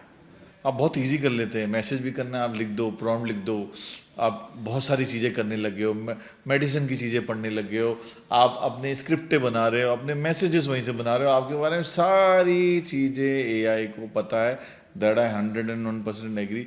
एआई मैं भी यूज़ करता हूँ, बट आपने ये बात कही कि बहुत लॉजिकल तरीके से यूज़ करता हूँ कि आपको क्या डेटा फीड करना है। At the end of the day AI को जो आप प्रॉम्प्ट देते हैं उसके तहत वो आपसे डेटा लेके इन एआई उतने तरीके से और स्ट्रांग बन रहा है डे बाय डे। तो it's up to you how you want to kind of use that data given it to AI. That's what you are saying. लेकिन मैं एक और बात कहना चाह रहा हूँ, मैं एक नया ट्रेंड इंडिया में देख रहा हूँ जिसे मैं बोलता हूँ कॉग्निटिव कलोनियलिज्म का ट्रेंड। यहाँ पर लोगों ने अपनी सोच विचारने की जो क्षमता है उसको त्याज दिया है, खत्म कर दिया है, सब कुछ एआई करेगा। तो हम गुलाम बनते जा रहे हैं इस बिग टेक कंपनियों के। अभी तो 77-78 साल पहले हम स्वतंत्र हुए थे और अब हम फिर परतंत्रता की दिशा में चल पड़े हैं। तो ये दौर शुरू हो गया है। नहीं तो बड़ा इंटरेस्टिंग बात होता है, जब आप आ रहे थे यहाँ पे, आज मैंने अपनी टीम को कहा कि भाई दुग्गल साहब से मैंने इंटरव्यू करना है, कुछ सवाल दो। तो मैंने अपनी रिसर्च टीम वाले को देखा, उसने चैट जीपीटी में डाला, आपका नाम लिखा, भाई दुग्गल साहब से सवाल दो। तो उसने मुझे सवाल प्रिंट करके दे दिए। जो सवाल आया ऑब्वियसली कोई भी रिलेवेंट नहीं लगा मुझे, तो I sit down myself personally. तो everything which is coming out of the chat GPT is also not that relevant also, I can tell you that much. But दूसरा जो बड़ा सवाल, ज्वलंत सवाल है, बच्चों को लेके एआई का सवाल है कि मैं जो बच्चे देख रहा हूँ, टीनेजर्स खासकर जिनकी उम्र 16 साल से कम है, पहले जो बच्चे किताब लेके पढ़ाई करते थे, आज डेट में सारा होमवर्क वो एआई के थ्रू कर रहे हैं। जो टीचर बैठा है स्कूल में वो कैसे पकड़ पाएगा बच्चे को कि ये एआई से करके आया नहीं आया? Because they do it in 10 minutes time की डाला, ढा प्रॉम्प्ट दिया आपने, आपको एआई ने होमवर्क करके दिया। जो टीचर बैठा है उसको पता नहीं चल रहा है कि कहाँ से होमवर्क हुआ, तो बच्चे भी कुछ लर्न नहीं कर पा रहे। तो उस पर आपका क्या मानना है कि स्कूल और पेरेंट्स की क्या जिम्मेदारी है इस केस में जब इस तरह के केस पढ़ते हैं आप? देखिए, एआई के आने से हमारे स्कूल एजुकेशन सिस्टम का पतन हो रहा है, कोलैप्स हो रहा है, कंप्लीट कोलैप्स है। क्योंकि आजकल हर बच्चा हर ट्यूटोरियल, हर होमवर्क एआई से कर रहा है। और अब तो एक नया प्रोग्राम आ गया है जो आपका होमवर्क आपकी हैंड राइटिंग स्टाइल में कर देगा, ताकि सिर्फ आपने प्रिंट कमांड देना है और प्रिंट ऐसा लगेगा कि आपने खुद ये होमवर्क अपने हाथ से किया है। तो ये What else that you need to collapse the system? तो विद द रिजल्ट हमारे बच्चे जो है अब सोचना बंद कर चुके हैं, लर्न करना बंद कर चुके हैं, और अल्टीमेटली नॉलेज जो है कमोडिटाइज हो गई है। यानी कि अब वो किताबें लिखने का दौर चला गया है, क्योंकि चैट जीपीटी सब कुछ लिख रहा है। तो इस संदर्भ में हमें बच्चों को सिखाना है कि बॉस आप रिलेवेंट कैसे बनोगे, सिर्फ आपको रेलेवेंट तब बन पाओगे जब आपके पास सही स्किल सेट्स आएंगे कि आपने एआई का सही इस्तेमाल कैसे करना है। किया, you learn to use it in a good use. But ऐसा नहीं कि पता लगा कि सोशल मीडिया इन्फ्लुएंसर मेरे पास आया और उसने कहा कि साहब मेरे को बड़ी प्रॉब्लम हो गई है और मेरे पास 25 लाख फॉलोअर्स हैं, मैं अपने आप को बहुत अकेला महसूस करता हूँ, मुझको ये नया AI प्रोग्राम मिला, मैं उसके पास गया, मैंने कहा मेरी समस्या का समाधान ढूंढो। समस्या क्या कि मेरे पास 7 गर्लफ्रेंडें हैं, इन गर्लफ्रेंडों के नाम ये है क ख ग ABC, और मैं इन 7 को एक साथ मैं हैंडल नहीं कर पा रहा हूँ, क्या आप मुझे गर्लफ्रेंड मैनेजमेंट प्लान दे सकते हैं? प्रोग्राम ने उसको गर्लफ्रेंड मैनेजमेंट प्लान दिया, लेकिन कुछ देर बाद पता लगा कि वो लड़के के बारे में और 7 लड़कियों में से किसी के बारे में उस AI से पूछा जाए तो AI एक झलक दे देता था कि साहब इनकी रिलेशनशिप चल रही है। अब सोशल मीडिया इन्फ्लुएंसर कहता है मुझसे गलती हो गई साहब, मैं अब आगे से नहीं करूँगा, लेकिन मैं चाहता हूँ कि AI भूल जाए जो मैंने उसको बताया है, आप मुझे कोर्ट से ऑर्डर दिलाइए। अब मैंने कहा भाई आज भारत के पास कोई कानून ही नहीं है, आप ऑर्डर क्या दिलाएंगे? आपने जो लिख दिया डिजिटल प्रिंट आपका पीछा नहीं छोड़ते हैं, इंटरनेट- खास कर AI। इंटरनेट और AI ना तो कभी सोते हैं और ना ही कुछ चीज़ भूलते हैं। जब अगर ये 2 चीज़ें आप अपने दिमाग में रख लें तो काफ़ी हद तक आप जुडिशियस हो जाएंगे, मुझे AI को कितना सामान बताना है, कितना और पर्सनल नहीं चीज़ तो बताना है। बतानी ही नहीं है। आपको दुग्गल साहब ने किया, AI को आप सब कुछ बता दें, अपनी पर्सनल चीज़ें ना बताएं। और जो बच्चे AI से होमवर्क कर रहे हैं, माँ बाप का भी एक फ़र्ज बनता है कि दिन में ज़रूर आधा घंटा 1 घंटा बैठें कि बच्चे सिर्फ होमवर्क डिजिटली ना करें, आराम से बैठ के समझ के कॉन्सेप्ट भी करें। बट दुग्गल साहब एक सवाल है, एक मिनट यहाँ पॉज करना Please। चाहूँगा। हाल ही में मेरे पास एक केस आया है, जी यहाँ पर हस्बैंड आया, 10 साल की शादी है, कोई बच्चा नहीं, और उसने कहा जी मुझे अपनी वाइफ से डिवोर्स लेना है, जी तो आप डिवोर्स पिटिशन फाइल करिए। उन्होंने फैक्ट्स दिए, हमने बना दिए। तो जब हमें एविडेंस लेना था तो वो एविडेंस लेके आया, तो एविडेंस बहुत खतरनाक थे और वाइफ के इंक्रिमिनेटिंग थे। तो जब इलेक्ट्रॉनिक एविडेंस थे तो हमने सर्टिफिकेशन लेनी शुरू करी कि हमने कहा ये सर्टिफिकेशन दीजिए बताइए। तब उसके मुंह से निकल गया ओहो सर ये थे नहीं, मैंने इसको AI के थ्रू जनरेट किया है। तो अब वो दौर आ गया है जहाँ पर लिटिगेंट्स या पति पत्नी के बरखिलाफ एविडेंस AI से जनरेट करके अदालतों में डाल रहे हैं, this is crazy, it which could is get. crazy and which is going to completely upset the apple cart। तो मुझे लगता है लोगों को थोड़ा बहुत केयरफुल होना पड़ेगा, क्योंकि ऑलरेडी इस AI के हमाम में हम सब नंगे हैं। अभी तो AI गाना भी बनाने लग गया है। अब उस गाने की असली ओनर कौन है किसी को नहीं पता। जो AI गाना बना रहा है उसके ओनर कौन है? पहले तो म्यूजिक लेवल होते थे उसके ओनर। जो AI गाना बनाएगा उसका कौन ओनर है किसी को पता नहीं। शायद फिल्मों में इसका जो प्रभाव है वो अलग तरीके से पड़ने वाला है, जो आई थिंक हमने देखा भी अभी जिस तरीके से कॉन्सर्ट हुआ, जब सोनू निगम गा रहे थे, पीछे से मोहम्मद रफ़ी साहब गा रहे थे, वो उसका यूज़ अच्छे तरीके से हुआ, बट उसके अब्यूज़ भी हो रहे हैं बहुत सारे जो हमने देखा। बट एक चीज़ है जो मैंने कहीं पढ़ी, आप करेक्ट करिएगा, कि कहीं AI से दावा किया गया कि किसी मरे हुए व्यक्ति की आत्मा से बोला गया कि AI बात करा सकता है। Is that something of that you also heard? कि इस तरीके के फिनोमिना भी आ रहे हैं कि मरे हुए व्यक्ति से AI बात करा सकता है, कि पॉसिबिलिटी है? Is that rubbish? 3i Atlas एक प्रकार का स्पेस क्राफ्ट है जो स्पेस में आया है। नासा का कहना है इसमें एलियन टेक्नोलॉजी है, तो ये Alien एलियन टेक्नोलॉजी है, हो सकता है इसके अंदर एलियंस भी हों। अब उस ये कौन लाया गया है? ये कहाँ से आया है, ब्रह्मांड से आया है, किसी को नहीं पता। 3i Atlas. 3i एटलस इसका नाम है, और वो बहुत पहले तो सोचा था मीटर होगा, लेकिन जिस तरीके से वो बिहेव कर रहा है मीटर के कोई भी कैरेक्टरिस्टिक्स को शो नहीं कर रहा। कहाँ से आया, कौन से देश ने भेजा, किसी को नहीं पता है। किस गैलेक्सी से आया ये भी नहीं पता। 3i एटलस 3i एटलस हमारे ब्रह्मांड में घूम रहा है, और ब्रह्मांड से कौन से क्रॉस देश कर ने रहा भेजा है। है पता नहीं है। ना पृथ्वी से नासा तो कह आया रहा है नहीं कि है। इसमें एलियन भी हो सकते हैं। इसमें एलियन हो सकते हैं, नासा का कहना है एलियन मतलब- टेक्नोलॉजी है। एलियन टेक्नोलॉजी है, वेरी इंटरेस्टिंग। और वो जो है लगातार साउंड वेव्स पृथ्वी को भेज रहा है। इंटरसेप्ट हुए, चिली में इंटरसेप्ट हुए। इंसानों ने बड़ी कोशिश की ढूंढने की कि साहब इस क्या sound wave करना का चाहते हैं? मतलब क्या है, लेकिन जहाँ वो फेल हुए किसी ने कहा चलो AI को दिखाओ। AI ने इंटरप्रेट किया और कहा कि इसके पीछे संदेश है कि हम शांति में आ रहे हैं, हम आपका नुकसान नहीं चाहते। लेकिन सही है झूठ है मैं नहीं कह सकता, लेकिन लेकिन AI अब ऐसी टेक्नोलॉजी आ गई है जो एलियन सिग्नल्स को भी इंटरप्रेट करने की क्षमता रखती है। तो and day by day it's getting smarter, like you said, कि जिस तरीके से बढ़ रहा है।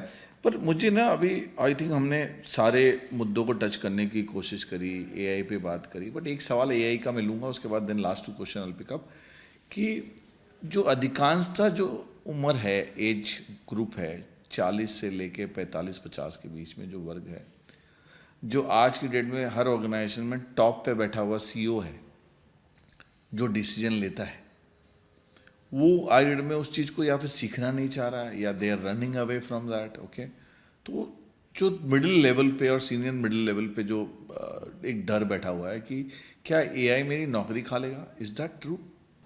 इसमें बिल्कुल ट्रुथ है कि एआई काफ़ी लोगों की नौकरी खा लेगा, लेकिन दूसरा ट्रुथ ये भी है कि एआई नई नौकरियां उत्पन्न करेगा। सो इसलिए अब आपके वजूद की लड़ाई है। अब आपने कितनी डिग्रियां पढ़ी, कितना कुछ किया, उसका रेलेवेंस नहीं है।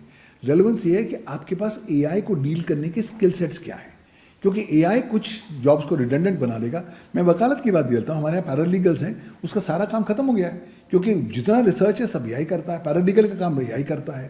तो do you believe in that research जो आपके पास है? बिल्कुल नहीं, बल्कि मैंने तो अपने दफ्तर में सख्त तौर पर मनाही दे रखी है कि साहब मुझे एआई से कुछ चीज़ बना के नहीं देंगे। क्यों? क्योंकि आज जिससे पूछिए वो सब एआई से उठा के दे देता है, और एआई झूठ बोलता है, हेलुसिनेट करता है, और अगर आपने अपनी प्रायर कोरॉबरेशन नहीं करी तो हो सकता है एआई के ऊपर रिलाई करते हैं आपको काफ़ी महंगा पड़ सकता है, आपकी रेपुटेशन क्रेडिबिलिटी खराब हो सकती है। तो मुझे लगता है कि एआई हम सब के लिए वजूद का, एग्जिस्टेंस का सवाल। आपकी लड़ाई अभी एआई से होगी, बट इंटरेस्टिंग सवाल एक और लेना चाहूँगा मैं एआई पे।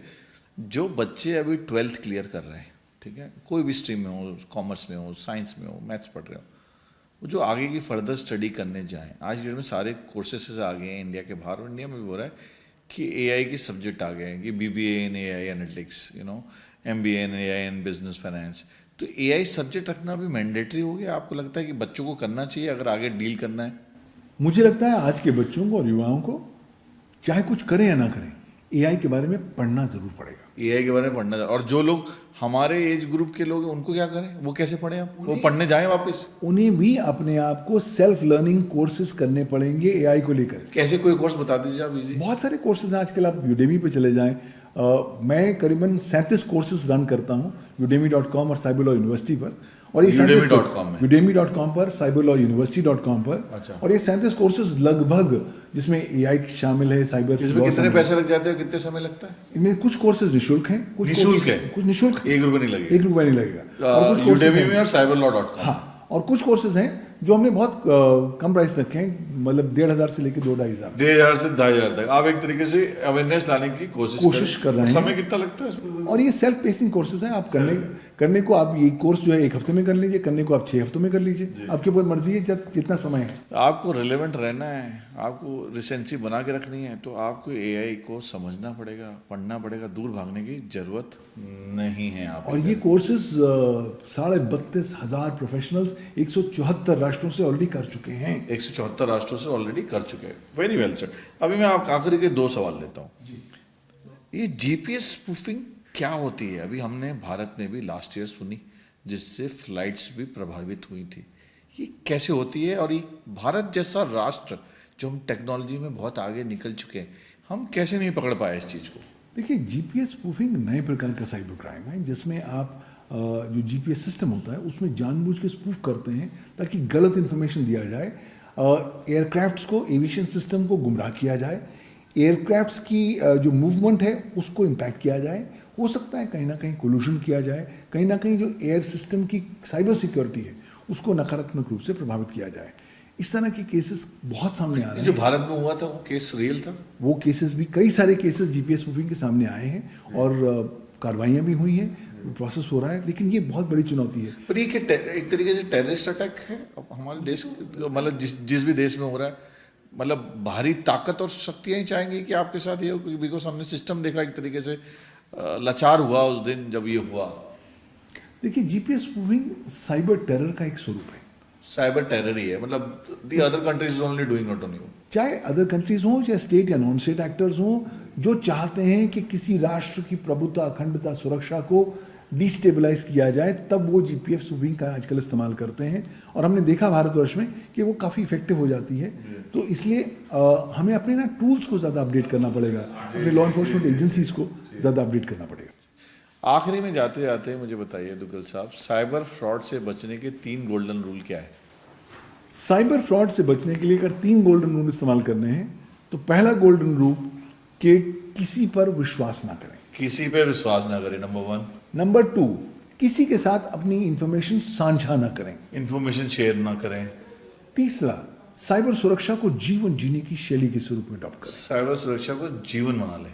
जीवन जीने की शैली के स्वरूप में अडॉप्ट करें। ये मत सोचें कि साहब मैंने अपने डिवाइस में कुछ कर लिया, कांड करेंगे, सरकार देखेगी। नहीं, सरकार अपना काम कर रही है, लेकिन मैं आपको भी साइबर aware सुरक्षा बनना की चेन की सबसे कमजोर कड़ी। कंजूस और शक्की बनी है जो आपने किया था, वो लाइन याद रहेगी। बिल्कुल, कंजूस हो जाइए, शक्की हो जाइए और साइबर सुरक्षा को अपनाइए।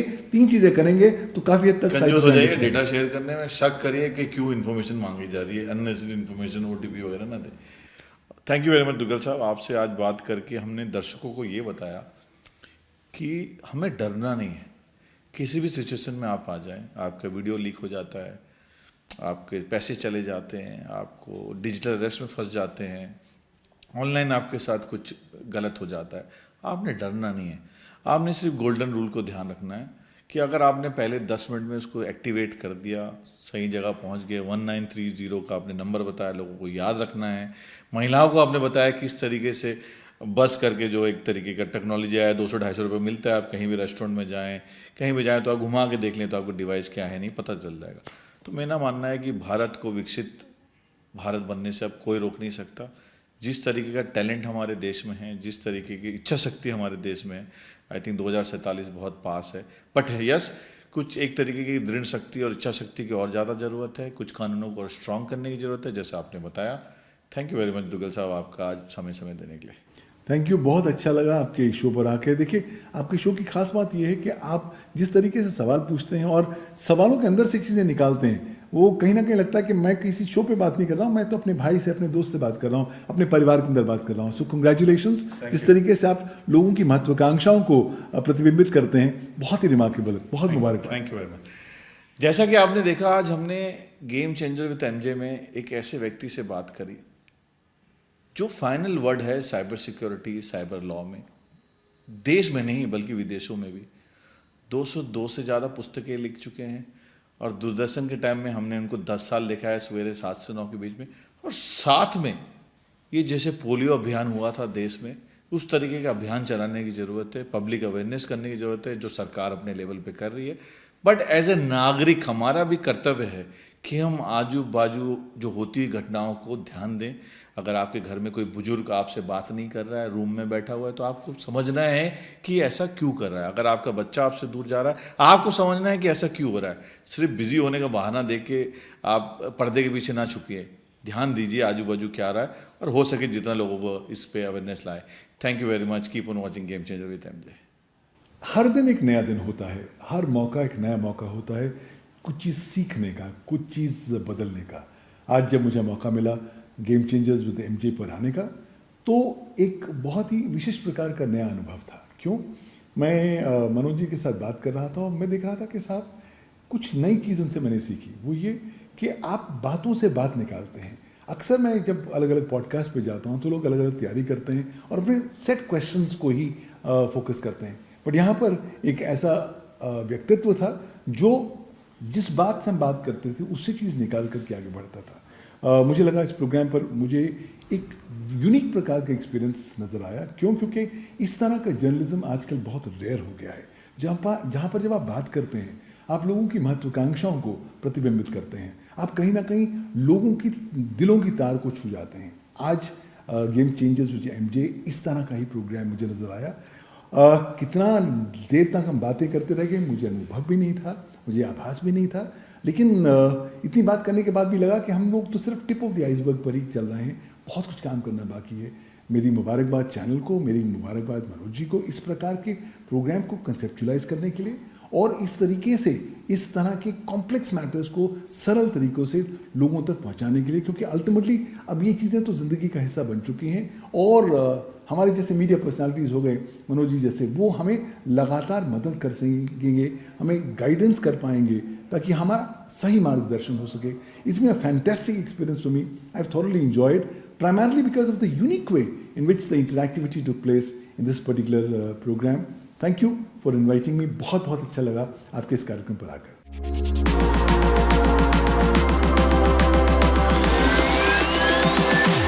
डॉक्टर पवन दुग्गल, आपका स्वागत है। धन्यवाद, बहुत अच्छा लग रहा है आपके शो पर आकर। अपना टाइम फ्री करने के लिए बच्चों के आगे मोबाइल या इंटरनेट ना डालें। हमारे हमारे बच्चे जो है अब सोचना बंद कर चुके हैं। तो अब वो दौर आ गया है जहां पर लिटिगेंट्स या पति पत्नी के बरखिलाफ एविडेंस एआई से जनरेट करके अदालतों में डाल रहे हैं।